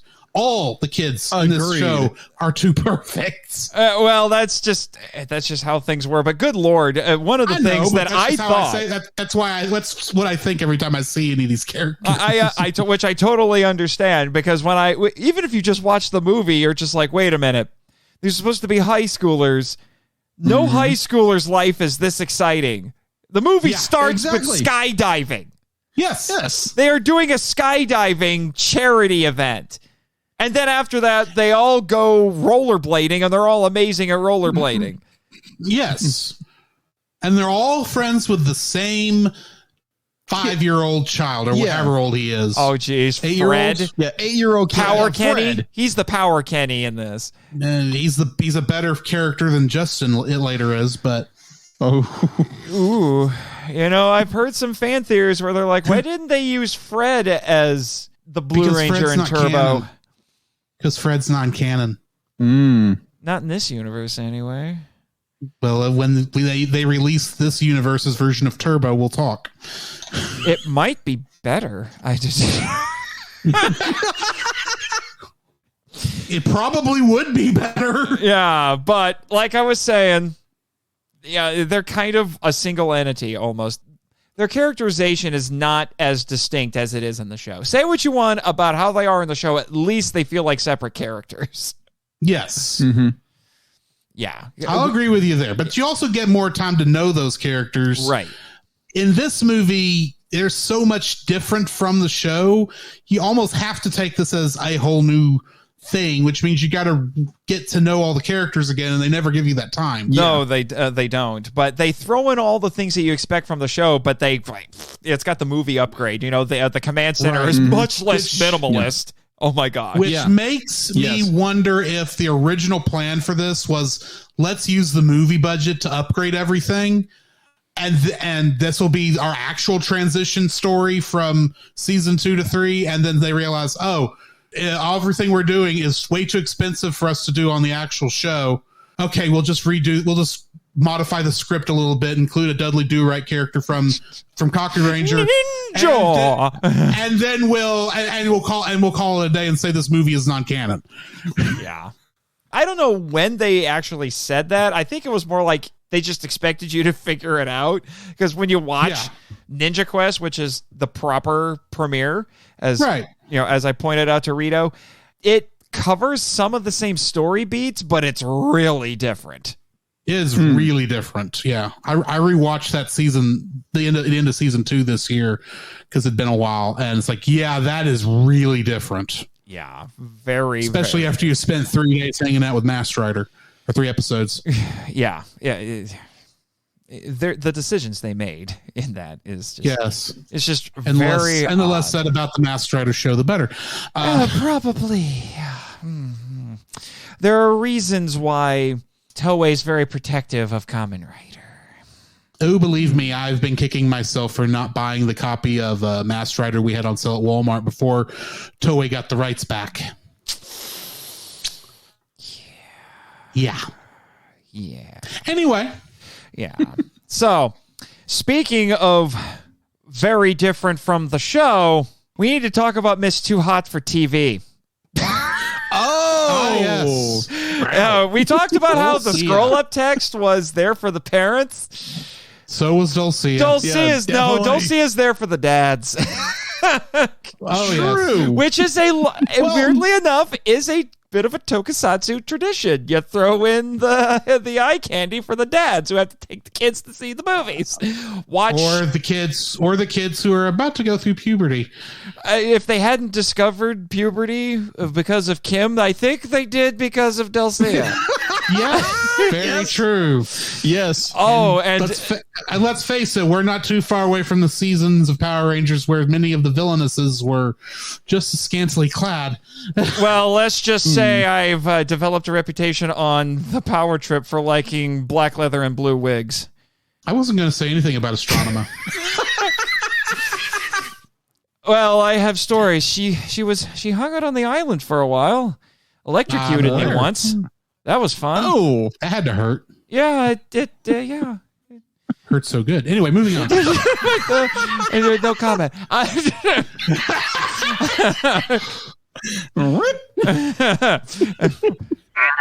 Shut up, Jimmy. Anyway, so Dulcia. I'm trying to find the actress's name here. Give me Which one?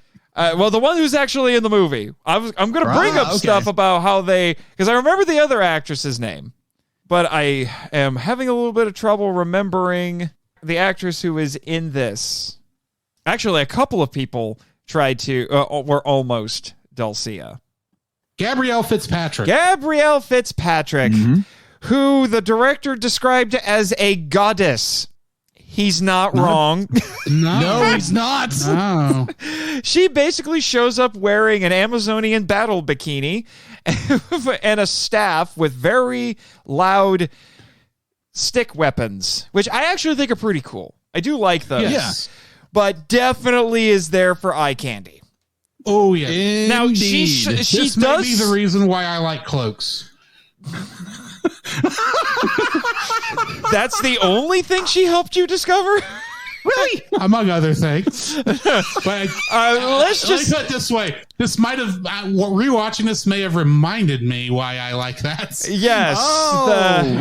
On the power trip, we nicknamed Vipra from Lightspeed Rescue the Mistress of Midriff. I think Dulcia was the original Mistress of Midriff because you can't take your eyes off that stomach. No, you can't. More like the Baroness of Bikinis. Yeah, that's a big reason why. Yeah. But she does serve a narrative purpose in this. She does. But like I said, she's in amazing shape. She's very tall. She's got the flowing red hair. I mean, this woman could have been Wonder Woman before Gal Gadot. Let's just be honest. You dye her hair black, give her a wig or whatever. She's Wonder Woman. A part of me, though, wonders if the reason they chose her costume to be green was a slight reference to the Green Ranger, since maybe they didn't have that color on screen anymore. Maybe. Possibly. But the contrast. Yeah, but her narrative purpose is she is on Thanos. She's a friend of Zordon's. She is guarding the quote-unquote great power, which is one of the most nebulous sounding MacGuffins ever. And the most overused on Power Rangers. Yes.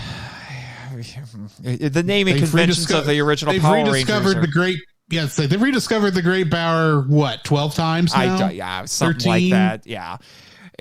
But so she's there to help. At least this time they don't give it up for cars. Well, the less said about that, the better. Suck it, Michael. Suck it. I will never, Michael, I know you're listening to this. I will never let you forget that on the power trip, you said, because he said he didn't like the new version of the theme song in this with all the the 90s pop rock and everything in it, like Van Halen and all the rest of them, which I did like the Van Halen song, but it's a good cover. Yeah, he completely forgot that they used the same. Honestly, I feel like big cinematic epic version of the theme song from this, and I really like this version. Again, in the 2017 movie. He completely forgot about that. In his defense, in that 2017 movie, they play it for a grand total of 2 seconds. You barely have time to recognize it's the Power Ranger theme song anyway. Still, I remember that and he didn't, and it was glorious. Fair enough. Anyway, yeah, eat it, Michael. I had to go. I admittedly, I'd only seen the movie one time since... by the time y'all got around to reviewing the movie on the power trip, and I actually had to go back and listen and say, oh yeah, that is what that is. They still didn't play enough of it. Yep. Agreed. I would have taken this version in the end credits at least. Yeah. But why would they do that? Yeah, exactly. But anyway, why play into the nostalgia for something you obviously made a movie of because of nostalgia? Right. Anyway, so Dulcia, she's there to help the Rangers learn what they need to learn in order to go and find it. The next part of their quest. Yes. Because, and I will talk about. That was our theme for the movie on the power trip, was the hero's journey. Well, I've actually broken it down. I looked up I read Joseph Campbell's book of Hero with a Thousand Faces, and I actually broke the movie down in the steps of the hero's journey that he talks about. So which I'll explain a little bit later. And Dulcia is a part of that.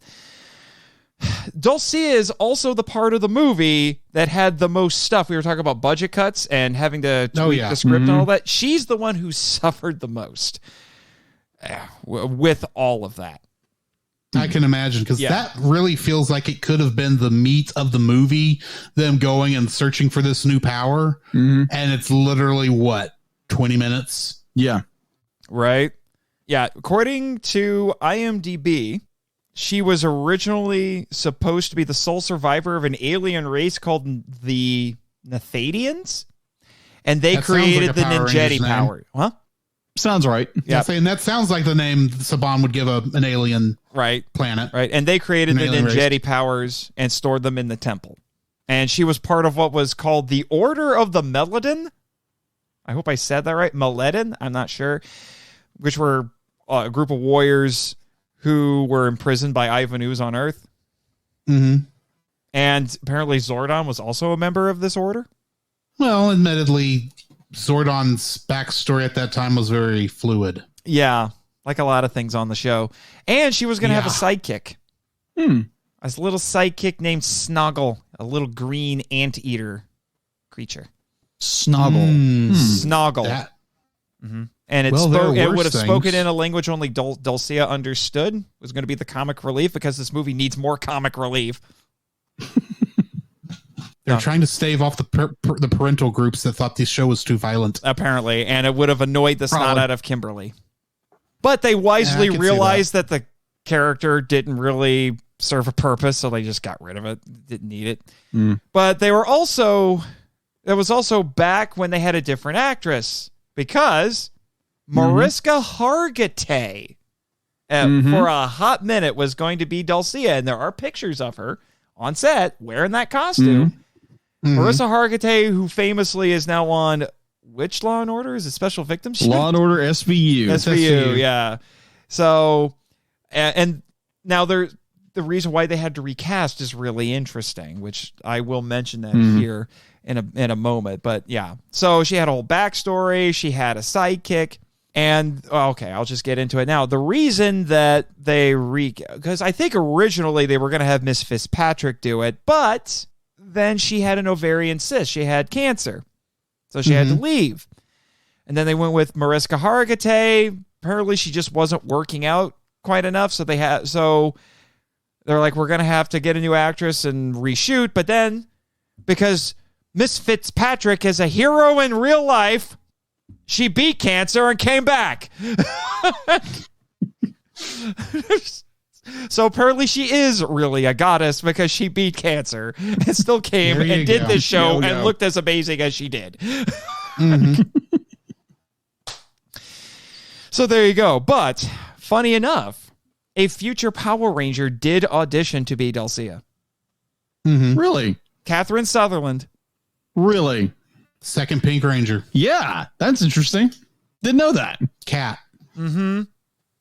Sometimes I sit here and I wonder, it's like, what would that have been like if she was Dulcia? Man. Honestly, I don't see it, but I'm used to Cat as the Pink Ranger, so.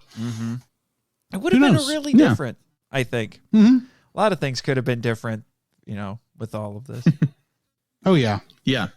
But do we want to talk about when Dulcia, since we're on the subject of Dulcia, when she gives all the Rangers her in a very Galadriel fashion, gives them all, their Ninjeti powers like gifts and Johnny Young. But this was a part. Symbols mean. Yeah, explaining what they all mean. And this was a part I confess I did not bring up on the Power Trip episode, and I regretted it.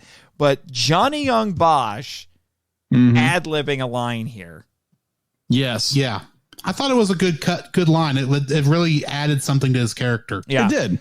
Because he said that originally the line was supposed to be about the frog is, about speed and agility, but he decided to ad-lib because he thought this was more fitting for Adam's character. When she comes to him, he's just like, I'm a frog. Because frogs have more cultural significance in Japan, hence why it's used in the Sentai than they do in the West.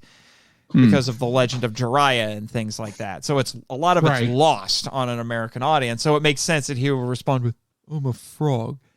And then she says, yes, like the ones you kiss to get a handsome prince. And I'm like, you know what? If all I had to do was just pout about being a frog to get a kiss from Dulcea, I'd do it every day. Yeah. You have a point. You have a point. Yes. You had Kimberly in there? Count me in. Oh, wow. Hey, I had a crush on Kimberly Hart. So you and everyone else our age did not. Very true. Hey, I did know a guy who said he had a crush on Trini. I could see that. So Trini had her fans too, because she was also a lovely Very true. Yes. Very true. Very true. But I'm seriously. Maybe we should try that. You know, like that could be a pickup line. I'm a frog. Just to see I'm a frog. You should try that someday. I don't think that'd go over very well. Hey, unless Jacob. the person knew Power Rangers. Jacob, try it with your girlfriend. That'll work. Make sure I can film this. Okay, we'll do that. See if she gets it. If she gets it, oh, she will. Oh, okay. She loves this movie. Then she does. She does. She loved this film when she was a kid. Be like, now she grew up watching. She watched it later. Does have some nerd cred? Okay, dude, seriously, dude, seriously. Next time you see her, give it a try and see if she gives the appropriate response. Okay, then we go. And yes, Drew, film this. I need to see if it works. I want you to do it Sunday before Sunday school. That's when I want you to do it. Okay, we'll do that because I want to film this. I'll give you a heads up on Sunday. Oh, Jiminy Crickets on a pogo stick. Oh my gosh! Yes. Challenge accepted. Yes, Jimmy. I'll be sure to post it on the socials for the podcast. That could be like one of the hype memes for this episode. Look at this. It worked. Oh, this is going to be interesting.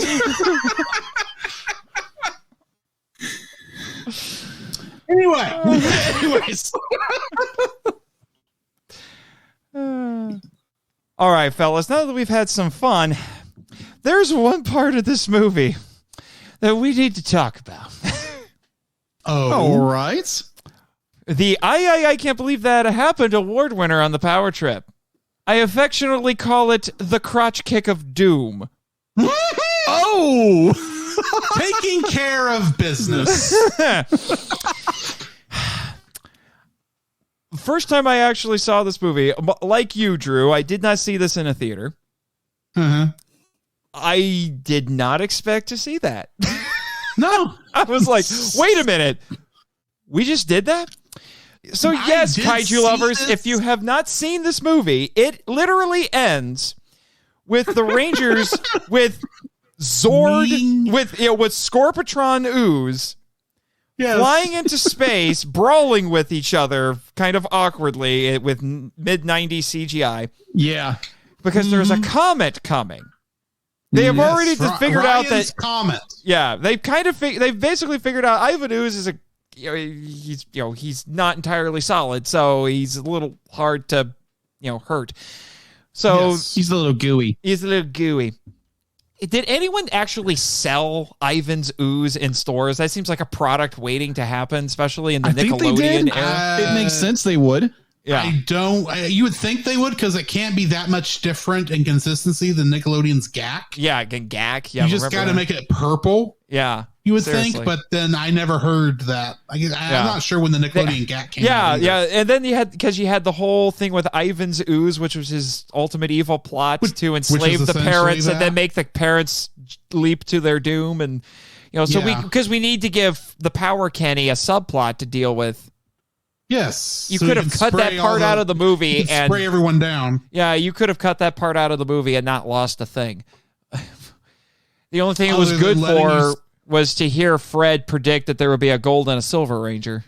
at the end of the movie. I don't know. You did at least get to see the non-CGI pieces of both Hornator and Scorpitron. Yeah. At least we get that. See, okay, yeah, they did make some physical versions of these things, even though they made some props. They replaced them. Yeah. And, I mean, give them credit. That was a real construction site they were using for that, too. It just nobody was using it at the time. At least it wasn't a quarry. There are too many quarries in Tokusatsu, I'm just saying. How is this not... This could be considered a quarry. It's just they were about to fill it with concrete. True. Anyway, so all of that's going on. It's a Toku thing. Yeah, all of it. Well, and it's just low-budget TV and movie thing. Because not to mention rock quarries are easy to film in. Yes. So anyway, so we got that going on because we need to give him something to do and justify having a power candy in it. So they're up in space and they're like, well, we need to get him off of us and get him into the comet.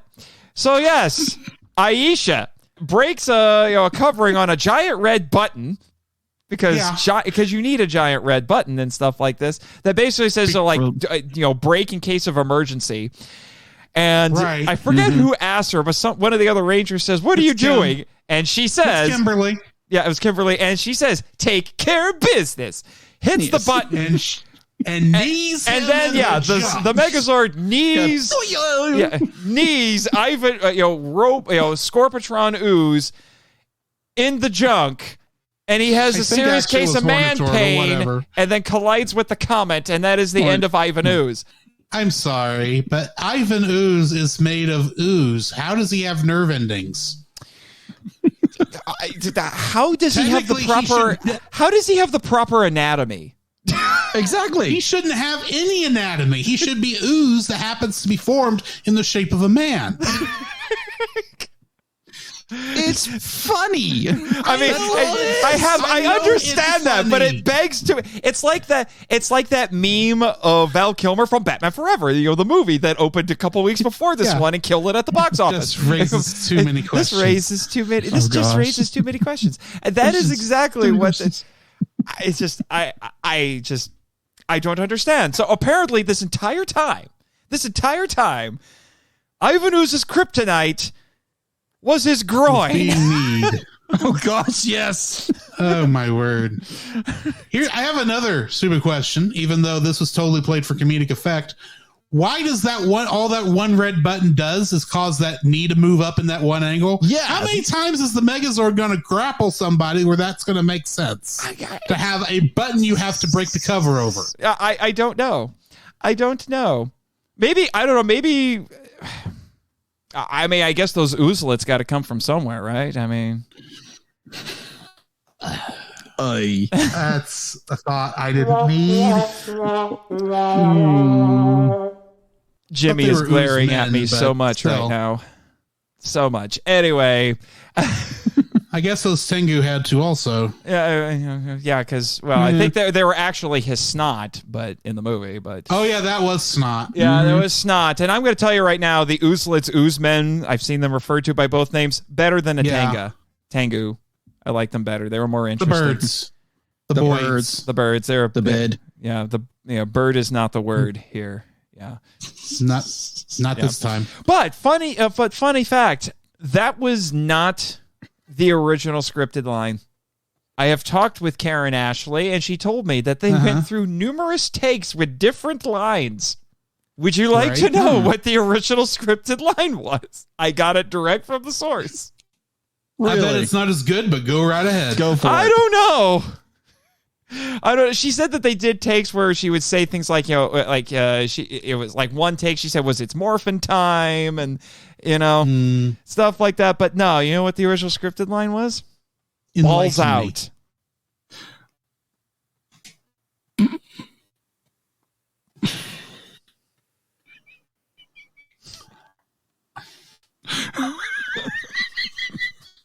I don't know. I'm still thinking taking care of business fits better. But a little bit. Oh my gosh. You'd have to change how the lines going into that to make that line work. Yeah. It could be done, don't get me wrong. But... Right. Kaiju lovers, I wish you could see how much I broke Jacob right now. Yeah, we're up to 2 veins. I think he needs a moment. He needs a moment. Yeah, I think this is going to be the Nate and Drew show for a minute here. Give him a minute to breathe. I've gotten him up to 3 veins before, and that was dangerous. I didn't know there was a metric. It's been 4 years. You learn things.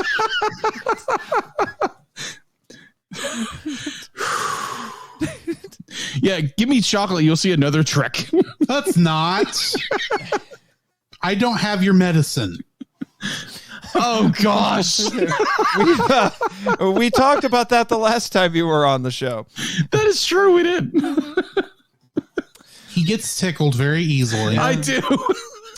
And it's always the strangest things that do it.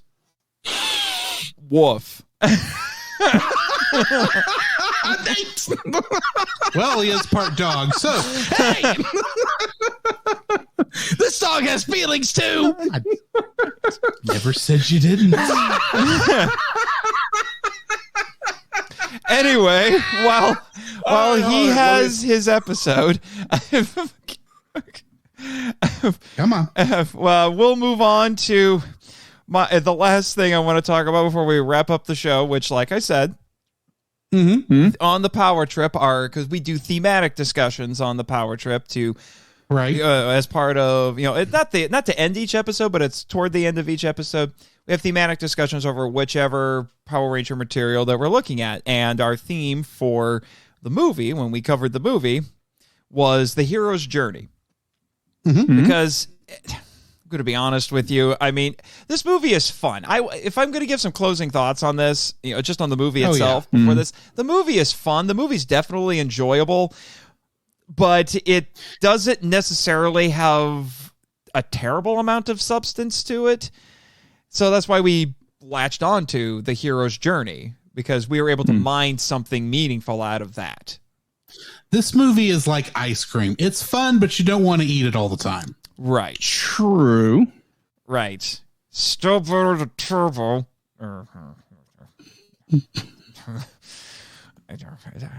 Yes. We don't talk about turbo. Yes. we don't. Hate me, Michael. Hate me. You're only nice to it because of nostalgia and corsets. Anyway. Diva Talks does look nice. True.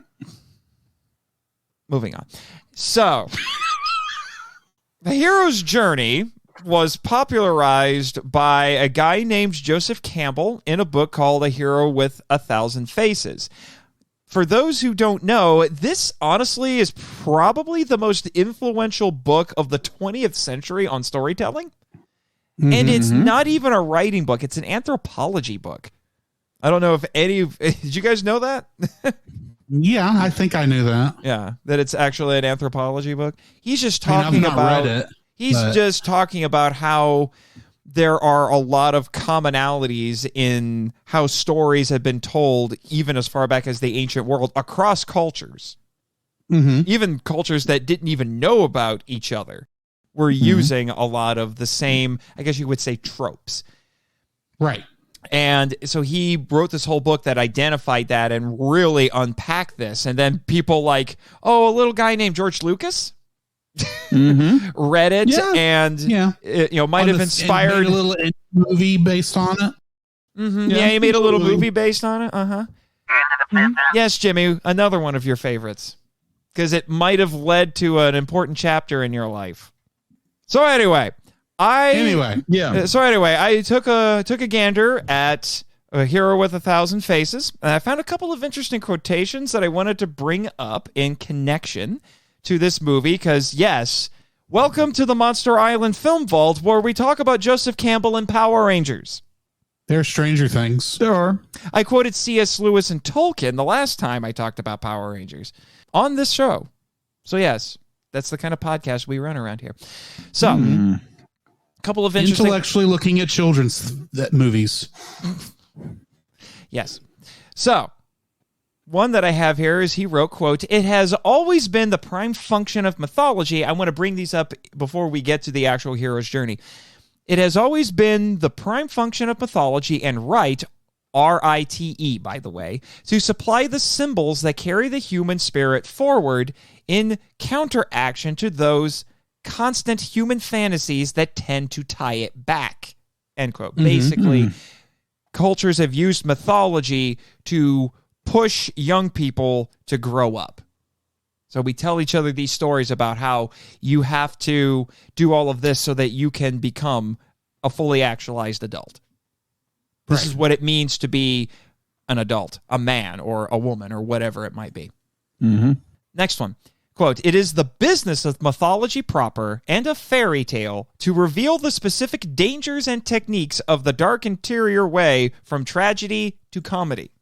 He had a whole section where he talked about the differences between tragedy and comedy and such things. And he said that the hero's journey is a cycle that has three main... These are umbrella terms. He actually outlined 17 stages, but these were the three umbrellas that embodied all of it, the three phases. He said it was separation, initiation, and return. Okay. Now, as I run through this, if you start thinking about like all of the most popular stories that you could think of, you're going to see this in all of them. So, Campbell defined it this way, quote, a hero ventures forth from the world of common day into a region of supernatural wonder. Fabulous forces are encountered, and a decisive victory is won. The hero comes back from this mysterious adventure with the power to bestow boons on his fellow man. End quote. That's the hero's journey in a nutshell. One more quotation here. Quote, the effect of the successful adventure of the hero is the unlocking and release again of the flow of life into the body of the world. End quote. Basically, the hero not only learns something, but he brings something back to help his fellow man, to help the rest of the world. I can see how that would relate. Yep. So, I did my best because sometimes... looking at the 17 stages, I think you can see most, if not all of them in this movie, but some of them go by so fast you might miss them.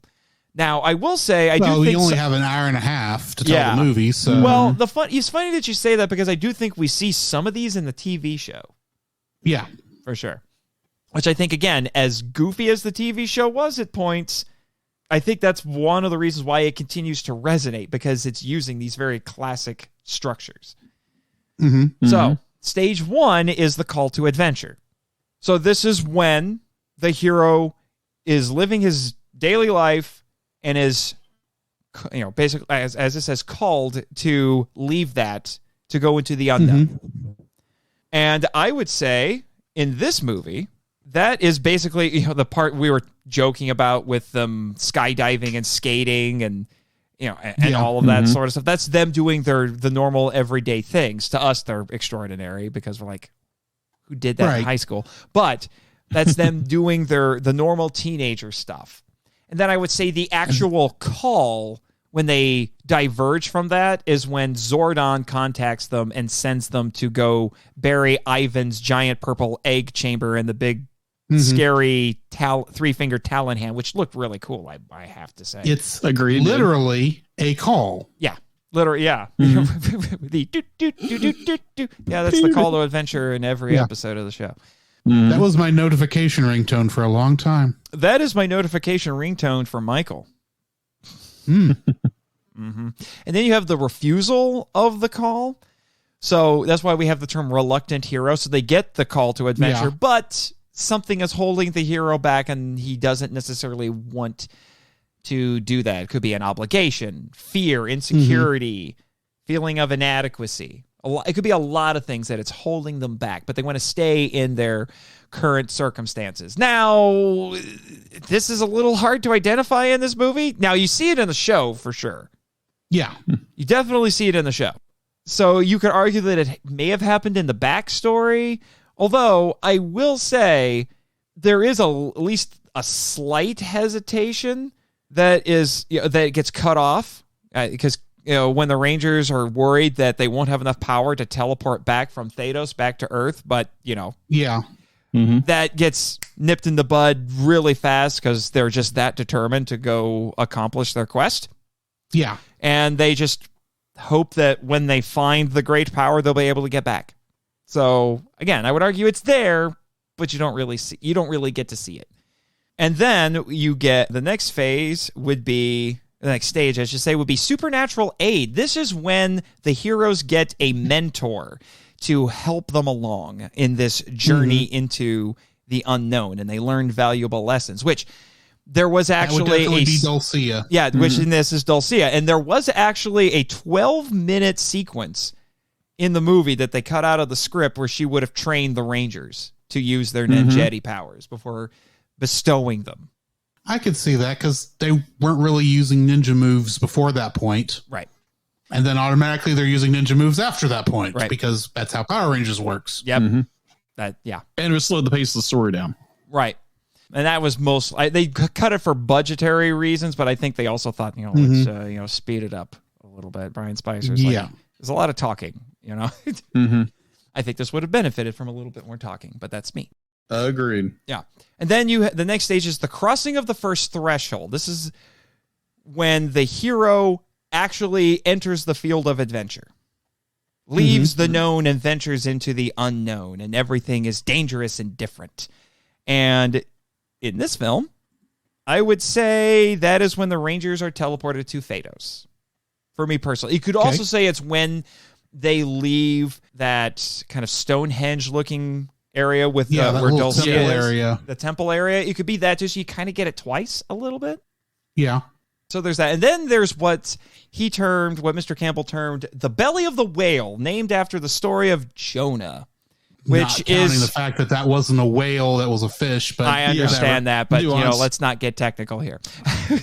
This is when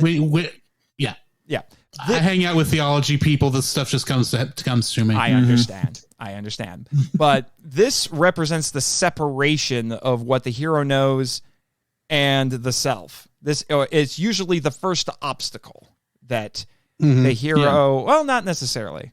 No, it can be a minor danger or setback. So kind of one of the first obstacles that the hero faces. I would say in this movie, probably when the Rangers fight the Tengu on Phaedos.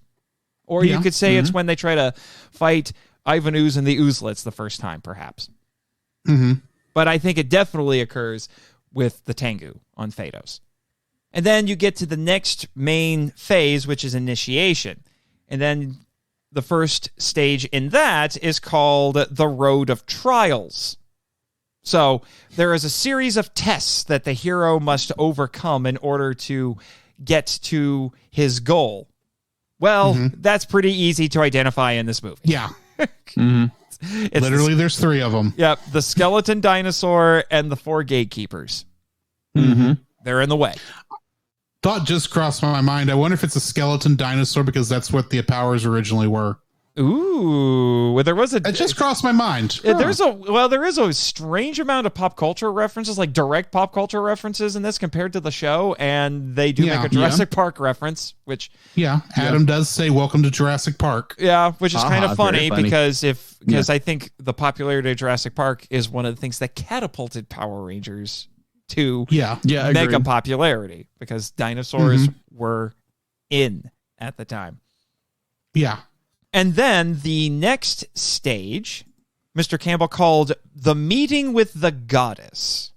So this is when the hero gains the items that he needs in order to complete the quest. And this could mean literally meeting a goddess along the way. That's how it was with a lot of stories. I don't know. That could also be Dulcia. It could be Dulcia. It could.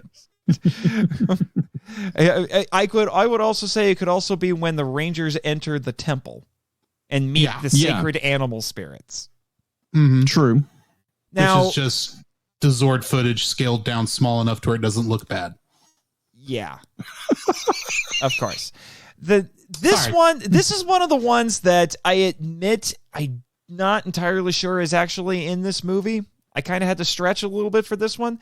Mr. Campbell called it Woman as the Temptress. It doesn't necessarily have to involve a woman. But it has to be something pleasurable, some sort of temptation that holds the hero back. A lot of times it is a woman, but it's not always a woman. And it could be some sort of it could be something psychological that's holding. It's basically just anything that's holding the hero back at this point, holding him back from accomplishing his goal. Does it have to come after all those things, or could it happen like before? Because there was that hesitation about whether or not they should go to the planet there before, right after they found Zordon was horribly injured. Yeah. That could be a potential one. The one that I identified as potentially being this stage in the movie, it's again happens very fast, like everything else. I would say it's the scene we kind of joked about with Adam when he says, "I'm a frog," because that's self-doubt. Yeah. The self-doubt is holding him back. It's just that he gets a kiss from Dulcia and suddenly it's all gone. So yeah. But he's the only one who expresses any sort of hesitation at that point. All the rest of them are ready and raring to go because, these are idealized teenagers. It's because his Stepford teenager programming broke for a second. Yeah. It snaps just for a moment. All right. Wrong, I still love this show and everything, but yeah, there is some too much programming. Right.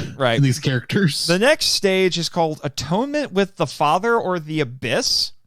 This is usually when something that is holding the ultimate power over the hero, which is usually a father figure in a lot of stories, they have to confront it and basically prove that they are worthy of having whatever it is that that they're attempting to get. And that's not really in here unless you want to count that briefest of moment when whatever the great power is, because the temple just opens up and this shrine looking thing comes out, and then it opens up and then the animal spirits come out, unless you want to count that, because whatever the great power is, it apparently decided the Rangers were worthy because they came all that way and beat the 4 Guardians. The Guardians are guarding something, and they win, and then it's like the Force in Star Wars. It's very nebulous. Yeah. So whatever it is decided they could have their powers. It's a stretch, but it's the best I could do at this point. Well, like you said, a lot of this is going by so fast that they can only basically hinting at some of these. Yeah, right. And then here's a big theological sounding word for you: apotheosis. That's the next stage. Yep, that's Latin. Yep, very Latin. That's a big crazy word. Apotheosis means to become a god, essentially. This is the point where... that's when they get their powers back. Yeah, that's what I was going to say. That this is when the hero achieves what he's doing. He has a great epiphany, a realization, and he gets what he's been looking for. And this is the Rangers get their powers back. And then the next one is called the Ultimate Boon, Boon. This is the hero has accomplished his quest. He got what he set out to do. I would say this is when they get the Ninja Zords. Apotheosis is getting their powers back. The boon is the Ninja Zords, because that's what they need to beat Ooze. Yep. Makes sense to me. Yep. All right. The next phase is the return. And the first stage is the refusal of the return. The idea with this one is that the hero has gone and accomplished what he wanted, but he doesn't necessarily want to go back because maybe he's happier there than he was back at home. This doesn't really happen. This doesn't really happen in the movie because as soon as they get their powers back, they just teleport back. So this is probably the one that doesn't really happen. It would have been interesting if they did that. Maybe they're like, maybe we would just rather stay on Phaedos. It's nicer here. We have, maybe. Have you looked at Dulcia? Do we really want to? She's an owl right now because she's this wise old warrior sage. Because because she somehow being an animal keeps you from aging fast. Yeah, apparently. And you step off the mountain. They invent rules on the fly, I think. It's Power Rangers, of course they do. Yep. Yeah. And then the next stage is called the Magic Flight, which is when it's basically the return journey to where the hero came from. That's when the Rangers teleport back. That's pretty... It happens really fast and you're just done. This stage could be what's called Rescue from Without, which is like the Magic Flight, but an outside force has to come in and get the hero, pluck them out of wherever they are and then take them back. doesn't really happen because, see above, they teleport away and they're done. Well, I mean, it kind of would depend on where exactly the teleport beam is originating from. Right? Like, if it had been Zordon and Alpha. Is focused on. Yeah. If it had been Zordon and Alpha, then we could have had that stage. Yeah. It's like you said earlier, it's nebulous. Yeah. And then the next stage is called Crossing of the Return Threshold. So we talked about crossing the first threshold. Mm-hmm. Campbell, the way Campbell described it was, quote, the returning hero to complete his adventure must survive the impact of the world, end quote. So basically going back, actually arriving at where he came from, and maybe things aren't quite how they used to be. That you see that in Lord of the Rings if you read the novel with the scouring of the Shire. Mm-hmm. Mm-hmm. And then here, again, blink and you miss it, but I would say we get that in this film when the Rangers come back to Angel Grove and they see that it got trashed while they were gone. Yeah.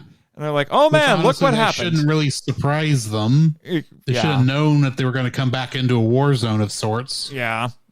But anyway. Right. And then the next phase, it's the penultimate phase, is called Master of the Two Worlds, which sounds like the title of a movie. Mm-hmm. So this is when the hero, after all of this, achieves a balance between the material and the spiritual, and he's become comfortable and competent with both of them. And I would say that's when the Rangers win. They they accomplish all the things that they said that they were going to do. They defeat Ooze, they resurrect Zordon, and they restore the command center because Deus Ex Morphica. Mm-hmm. They just hold hands and pray really hard like they're at church camp, and suddenly Zordon's not dead and everything got fixed. You half to expect them to be going, Bahudores, Bahudores, welcome Zordon, come this way. I'm totally memeing that. Nailed it. Nailed it. And then the final stage is freedom to live. This is when, for the hero, all of his mastery of everything has freed him from the fear of death. And by doing so, he is able to live a full life. He can be in the moment. And I think that's our final scene in this movie. When the Rangers are hanging out at the restaurant, having dinner, listening to Bulk and Skull try to take credit for everything because that's what they do. They have though Bulk and Skull were barely in this movie. True. Yes, they have a little encouraging talk with Power Kenny, and then they watch the celebratory fireworks that thank them for saving the city. And everyone lived happily ever after for 5 minutes. Until the Machine Empire invaded. Yes. That's a meme too, isn't it? And then the Machine Empire invaded. And then the Machine Empire attacked. That's what it was. Yeah. All that changed when the Machine Empire attacked. So what do you guys think? Am I totally off with this? No, I can actually follow a lot of that. Mm-hmm. Like I said, you blink and you miss it. The broad strokes, I think, are definitely there, which is what Michael and I talked about. Because the really broad strokes of this, of going on a journey, finding what you need in order to accomplish your goal, and coming back and accomplishing that goal, that's the hero's journey in a nutshell. And we talked about in the episode about how this is mirrored in real life, and we all go through stages like that. That's why the hero's journey resonates as much as it does, and it has resonated for thousands of years. As long as there have been stories, this has existed. Makes sense to me. It does. All right. Well, with that, I'm not as academically studied, so this is all layman to me. So I hope I'm not one of your boring professors from school, Abby. No. You're talking to someone who's used to making pretty pictures, so I think differently than the English people. Same. All righty then.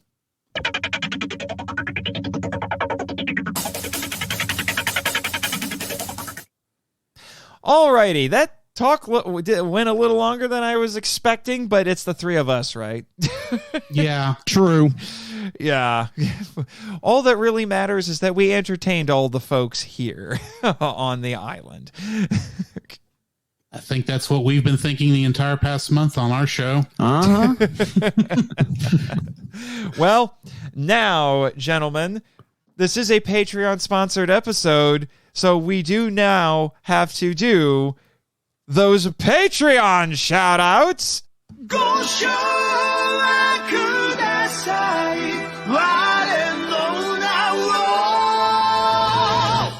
Travis Alexander, Danny DiManna, Eli Harris, Chris Cook, Baxter Redeemed Otaku, Damon Noyes, The Subcast, Eric Anderson, Ted Williams, Winja the Ninja, and our newest patron, Brad Batman Edelman.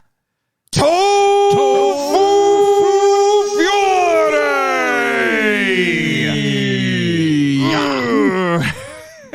Is it morphing time? I do think it is morphing time. I think I'm all morphed out. Sounds like the You're all beginning morphed out. It seems like sounds like the beginning of some of these later Power Rangers seasons theme songs. Power Rangers Tofu Fury. They're all a bunch of chefs. Why isn't there a cooking theme Sentai? That sounds like it's waiting to happen. I don't know. That's actually one of the stranger things I haven't seen yet. There's an entire anime, a shonen style anime dedicated to cooking. Yeah. We need a Super Sentai. I've seen Toriko. I know what you're talking about. I was thinking Food Wars, but okay. Oh gosh. Yeah, we might not want to talk about Food Wars. Yeah. Oh gosh. What I've seen of Food Wars. Oy. Yeah. Anyway. Yeah. Yeah. Oy. So we got a couple of cool episodes coming up for all of you. So our next episode, we're getting back to Amerikaiju and more Power Ranger talk. Because funny enough, I'm going to be talking about this on this podcast and on the Power Trip around the same time. It's kind of hilarious. I did not plan for that. It just happened.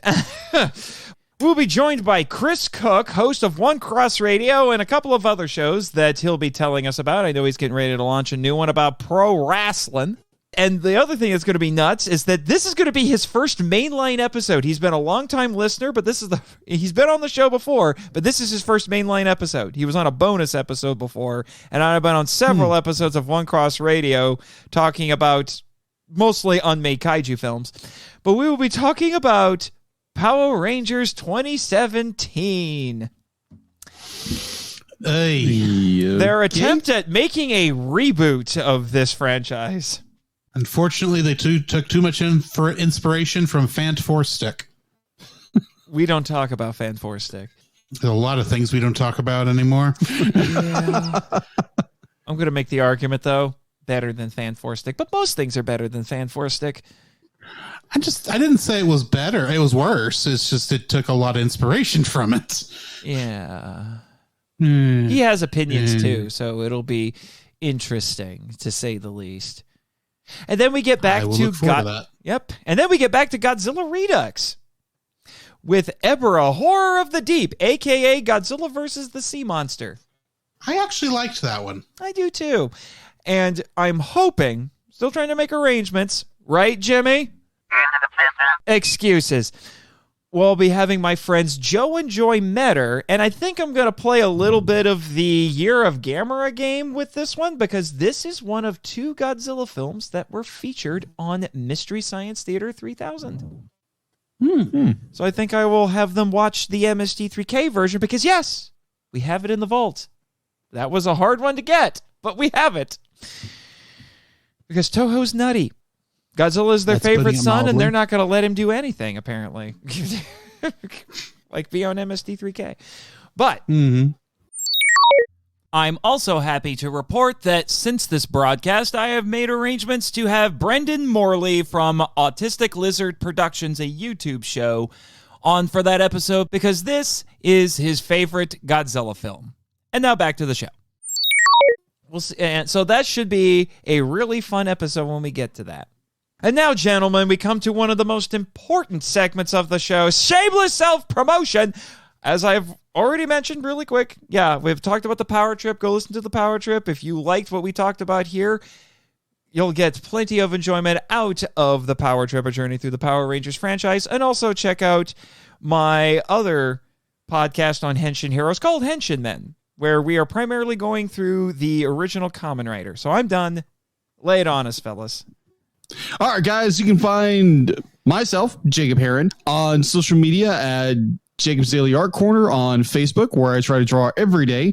I try to draw every day. I don't get to it every day, but we try every day. You can find me on me. You can find me on Instagram at Jacob B. Heron and Twitter at Jacob B. Heron. You can also find me on Facebook and look at my Drew's Photo Bin, where you can see some of my photography. Plus, we do have a podcast called The Cellcast. Mm-hmm. As of this recording, we just got done with Bad Movie Month. Oy. Those are for interesting This was episodes. a breath of fresh air, wasn't it? Oh, you have no idea. Even with all of its faults, it's still better than the Emoji Movie. The Emoji Movie was probably the best of the four we did. Yeah. It's like, yeah, we don't talk about Leo anymore. Oh. Titanic, The Legend Goes On. Oh, no. And quite possibly the worst movie we have... Actually, I know it's the worst movie we've seen, because I know how how our final rating came out. Yeah. Leo the Lion. That's I would call that movie hot steaming garbage, except that would be an insult to hot steaming garbage. I've never even heard of that one. It was, I put it this way, it was a Netflix, it was released on Netflix as like a Netflix original, even though it was only like an English dub.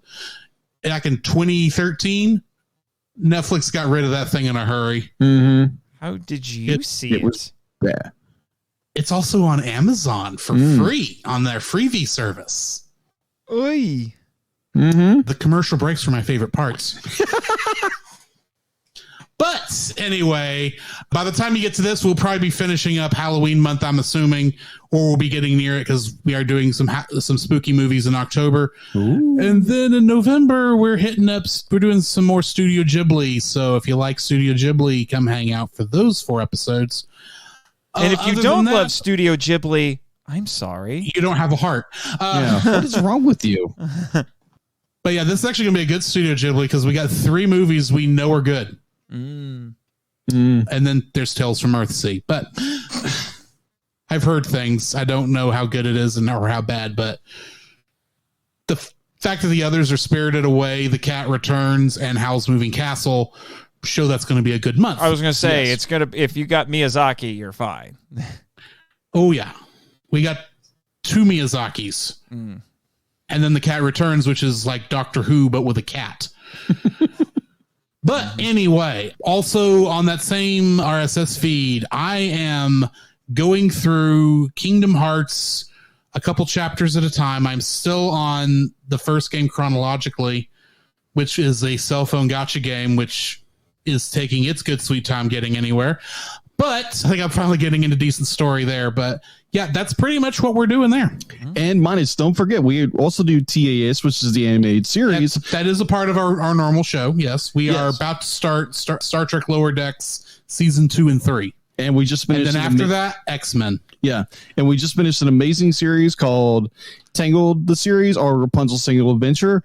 Go watch it. Amazing series. That show is better than you think it'd be if you've only just seen the movie. Yeah. And the movie's good. So I was secretly hoping for Ava, but okay. You didn't vote, sir. I know, but I was hoping Ava would win. Ava will come up here. Ava will come up eventually. Yeah. It will go up on the next poll after we finish with X-Men in a year. Yeah. X-Men's great. It's going to take us a year to get through X-Men, the animated series. Yeah. But X-Men is great. By the way, if you ever want a guest for Ava, give me a call. Anyway. Sure thing. Dude, you have a standing invitation to come back. You just got to tell us what movie you want to do. I'm still waiting for Tron Legacy. Tell me when you're available after the beginning of the year. We'll talk after the show. Before very quickly, because I got as media master, I got to go cover the big Tommy Oliver meet and greet. Fair enough. You guys want to come to that? Get to that? Yeah. In fact, to quote Ivan Ooze, I got to go find my autograph book. Where's my autograph book? Yeah. book. Is that all the plugs you got, gentlemen? Pretty much. Yeah. All right. Well. Oh wait, I do actually have one more. Snap! Sorry. I almost forgot that I am actually part of an audio drama that just started up. Oh yeah. Recently called Gospel by Gaslight. You can go check that out at I don't remember the exact web address, but just Google that. You should find it. I'll get the address to Nathan so you can put in the show notes. Oh, that would be great. I need to start listening to that. I've been hearing you and a couple of other podcasts that I follow talking about it a lot. So I'm like, you know what? I should probably listen. I've read the first 3 scripts. It's good. I only listened to one episode because that's all that's out so far. But, yeah, well, I should also. And I'm not in that one, so yeah. I mean, along similar lines, I should also mention that I'm also a cast member on Power Rangers: The Audio Drama. So go give that a listen too. I do a lot of things. I got side hustles coming out the years. Gospel by Gaslight is literally a story about a guy named Patrick Maloney who ends up in this little in this town that is filled with vampires and other stuff, and he's literally bringing the gospel by gaslight.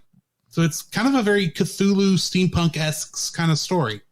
Sounds a lot more interesting than I thought it would be. All right. Do we get everything? Did we get everything? I think that's everything now. Okay, we got everything. So, Jimmy, we got a lot to get done after this. So, cue the credits. Thank you for listening to the Monster Island Film Vault, a podcast produced and hosted by Nate Marchand. If you want to join the discussion and be heard on the show, we'd love to hear from you. So email us at feedback@monsterislandfilmvault.com. Our website is monsterislandfilmvault.com. Follow us on Facebook and Instagram at Monster Island Film Vault, and on Twitter, where our handle is @TheMonsterIsla1. You can subscribe to us on YouTube, Spotify, and TikTok. Follow Jimmy from NASA on Twitter at NASAJimmy, and our many other colorful characters using the links in the show notes. The podcast logo was created by Tyler Souls from TylerDrawsComics.com. Our theme song is Wanderer on the Offensive, live edit by B33J, Sarax, Juan Madrono, and Nonsensical Lexus, which is a remix of Counterattack Battle with the Colossus and The Opened Way Battle with the Colossus by Kootani from the video game Shadow of the Colossus. All film and audio clips belong to their respective copyright holders, and no infringement is intended or implied. Please rate and review us on Apple Podcasts, Spotify, and or Podchaser to spread the word about the show. You can also support us by joining MIFV Max on Patreon. The Monster Island Film Vault is a Moonlighting Ninjas media production. Sayonara!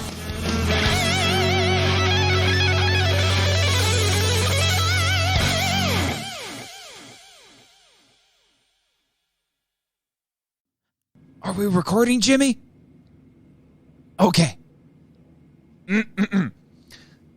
Hello, Monster Island. Media Master Nate Marchand here at the Monsterland Resort behind the Fukuda Ballroom, where the legendary Tommy Oliver is about to hold his meet and greet. A sizable crowd has already lined up to spend a moment with the world's most popular Power Ranger. This marks the first time Mr. Oliver has made a public appearance since retiring from his nearly 3-decade tenure as a superhero. Ah, there's the man of the hour now. Mr. Oliver, may I speak with you before you mingle with your adoring public? Only if it's off the record. Sure thing, man. Stop recording, Jimmy. What's the matter? You look a bit haggard. We had a long trip here. I hardly slept last night. You didn't use the Dragon Zord or Falcon Zord? I don't use those for personal gain. Especially now. Old habits. Hasn't stopped a few of my friends from hitching rides to the island in the Dragon Zord. Hey, you need something to do besides sleep at the bottom of Angel Grove Harbor. Sure. Ah, I see you still have your Master Morpher on your belt. Have you gotten it fixed? No, but I did show it to your friend Jimmy there when I arrived. He thinks he repaired it well enough to do one more morph. That's cool. Will your wife and son be joining you for the meet and greet? Kat and JJ? No, they'd rather go sightsee on the island. I don't blame them. As a great man once said of Tahiti, it's a magical place. Honestly, I'd rather be with them and skip this whole thing. Why? When I became a ranger, I was just a kid. And it wasn't even by my choice. I did terrible things.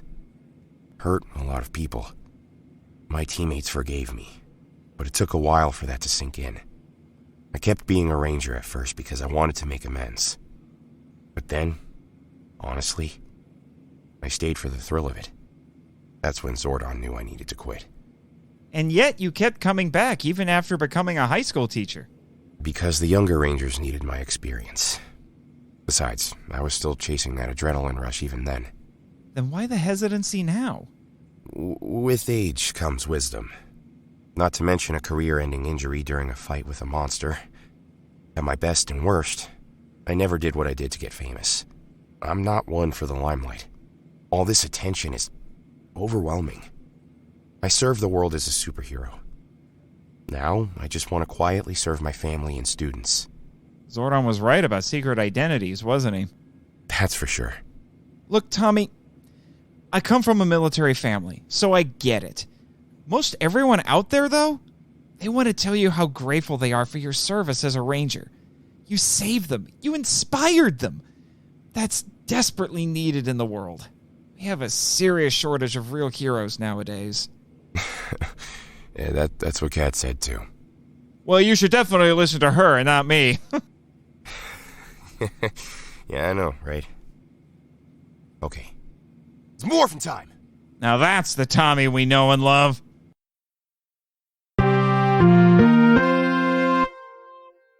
Hello, Monster Island. This is Nathan Marchand coming to you live once again from the Monsterland Resort, where Tommy Oliver has spent the last hour meeting fans and admirers. A few notable attendees included Drew and Jacob from the Cellcast, who joined me this morning on MIFV to discuss MMPR the movie, and my co-host on the Power Trip, Michael Hamilton, who held up the line with his fanboying. Jeez, man, how many photos do you need? Ha ha! But as quickly as Mr. Oliver has gotten through the never-ending river of people flowing into the Fukuda Ballroom, it doesn't seem to end. Let's get a little closer, shall we? For those listening to the audio version, Mr. Oliver is now talking with a blonde-haired middle-aged man wearing a gray suit and a Stetson fedora. Huh. The man just put a jar of purple goo on the table in front of Mr. Oliver. Hello, Tommy. Would you sign this for me? Well, that is a bit weird. I'm not Jason David Frank. I do miss that guy, though. Oh, silly me. Where's my autograph book? Oh, no. Tommy stands on his chair so he can be seen by the whole crowd. Everyone, I'm sorry, but I have to cut this meet and greet short. Something has come up. I promise, I'll make it up to you. Oh, Tommy boy, let me help you. The man snatches the jar of purple goo and smashes it against the ground. Whatever was in that jar just formed into Ooze men. They're chasing the crowd out of the ballroom and slamming the doors. That means... Oh, how I've missed this. The man transforms into a horned, violet-skinned being wearing a long purple robe with a huge collar. Allow me to reintroduce myself in case you forgot, Tommy boy. I am the galactically feared, globally reviled, and universally despised. They call me Ivan Ooze. Tommy snaps to a karate stance. Oh, I remember Ooze. And just like last time, I'm sending you and your walking boogers back to the hole you came from.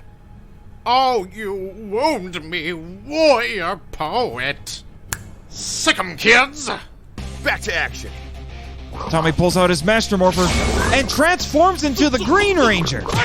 Jimmy, you did it! Of course you did it. Tommy kicks a couple of Ooze men as they climb onto the table and launches another with a hard punch off the table. They splatter as they hit the floor. His hands and feet are covered with goo. Tommy jumped from the table and squished an Oozeman who was attacking me. You okay? Yeah.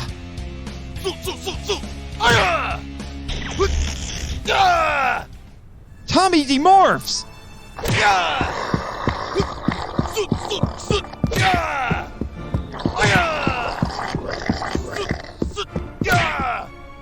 Jimmy, keep filming.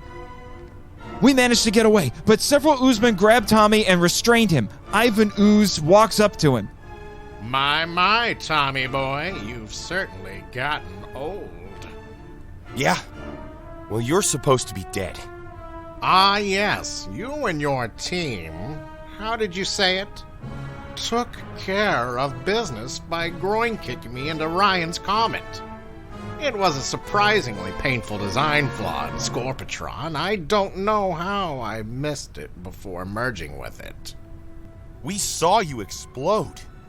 No, I was only mostly vaporized. A small piece of my gorgeously gooey body broke off and narrowly escaped the comet after you busted my balls. Unlike you meatbag humans, my mind is contained in every cell of my body.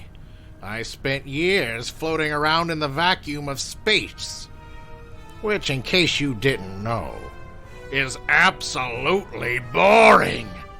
Even I got a little sick of myself after a while, but then I literally bumped into a radio station that had been shot into space about a year ago. Are you freaking kidding me? I held on for dear life, but re-entering the atmosphere is harder than hell. I should know. I visited, and let me tell you, left me a little dry. But the worst indignity... Even more than the crotch kick of doom? Ivan Ooze just splattered purple slime over Tommy's mouth. Silence is golden, but that's a color you never wore. As I was saying, the worst indignity was when somebody scraped me off the side of the building, dumped me in a bucket, and said I was the Blob. Gah! I hate it when I'm confused for my cousin. So that's what, or rather who, Winter subbed for the Blob over the summer. I was poked and prodded for weeks, and not in ways I like. Then I was dumped in the sewer. Can you believe it? The great Ivan Ooze flushed down the toilet.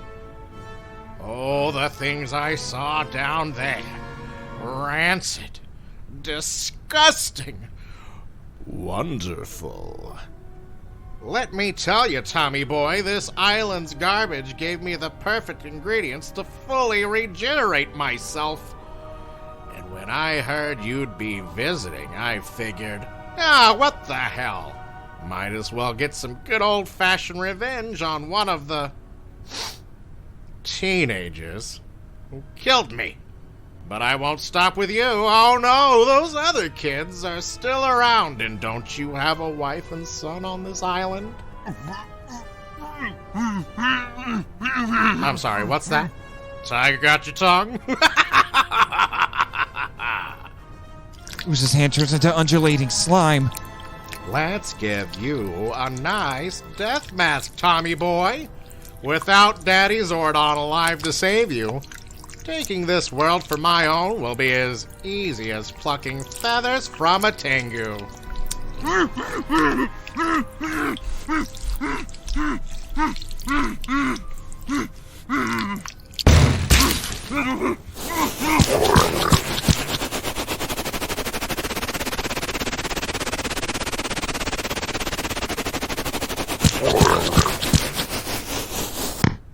What just happened? Something sliced through the air and decapitated several Oozemen. Someone kicked open the door, which squished the Oozemen guarding it. It's... Mito Ranger, at your service! Ha ha! It's the original Green Ranger from the first Sentai team. He's posing dramatically, holding a boomerang covered in purple slime. His uniform is forest green with red chevrons on the chest, a short cape on his back, and a V-shaped visor and number 5 on his helmet. The gaudy green Gorenger? Aren't you a bit out of practice? Fighting evil is like riding a bike for me. Cool. Kill him. The Oozeman charge at Mito Ranger. Get him, Wombat! Mito Ranger steps back to reveal a guy dressed in a wombat costume and holding a wiffle bat. His face is visible in the mouth, and he's wearing a domino mask. Raymond, what are you... Ah! Mito Ranger shoves Wombat at the Oozeman. He flails wildly at them, and he actually seems to be damaging the gooey goons. Mito Ranger strolls through the fracas, dodging a few stray attacks. If you want a ranger dead, do it yourself! Ooze shoots purple lightning from his fingers, but Mito Ranger blocks it with his boomerang? Now's a good time to surrender, evildoer. Oy vey. Bad jokes are my department, avocado man. Ooze shoots more lightning at Mito Ranger, who somehow dodges each attack like a spandex-clad ballerina. He blocks a blast with his boomerang and impales it into the floor, and shoves a piece of paper in Ooze's face. I'm giving you a subpoena. A subpoena? This is supposed to be a family show. It is, and I'm kicking you in the subpoena. Ah, my one weakness! The bureaucracy! The bureaucracy! Mito Ranger walks away after that groin kick from out of nowhere as Ooze falls over and explodes. Hot dang. Finally, someone shut him up. Now he's cutting the goo from Tommy's mouth.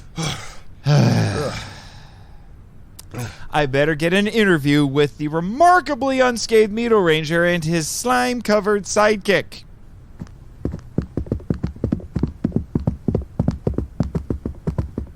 Hello there, Mr. Mito Ranger. Greetings, citizen. That was quite something you did there. All in a day's work for Mito Ranger. You're just not cool, Raymond. I don't know who this Raymond is, but I'm sure he's a swell guy. Oh, boy. When I saw that fiendish fiend Ivan Ooze crash Mr. Oliver's party, I knew this was a job for the original Green Ranger. I see. And how does Mr. Oliver feel about your intervention? Oh, I'm grateful for the help. The Super Sentai have always been close friends of the Power Rangers. I just wish I could have handled it better.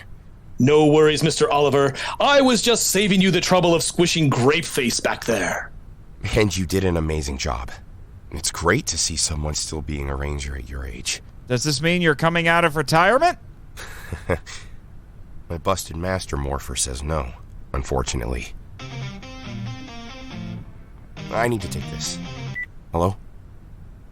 Well, thank you, Mito Ranger. You and Tommy and Wombat saved a lot of lives. No thanks needed, citizen. It's just what heroes do. Ah, good grief. Quick, Wombat, old chum, to the Mito Cave. For the last time, Raymond, we're not renaming the office. And cut. Good Godzilla, you guys are crazy. He is. I'm not.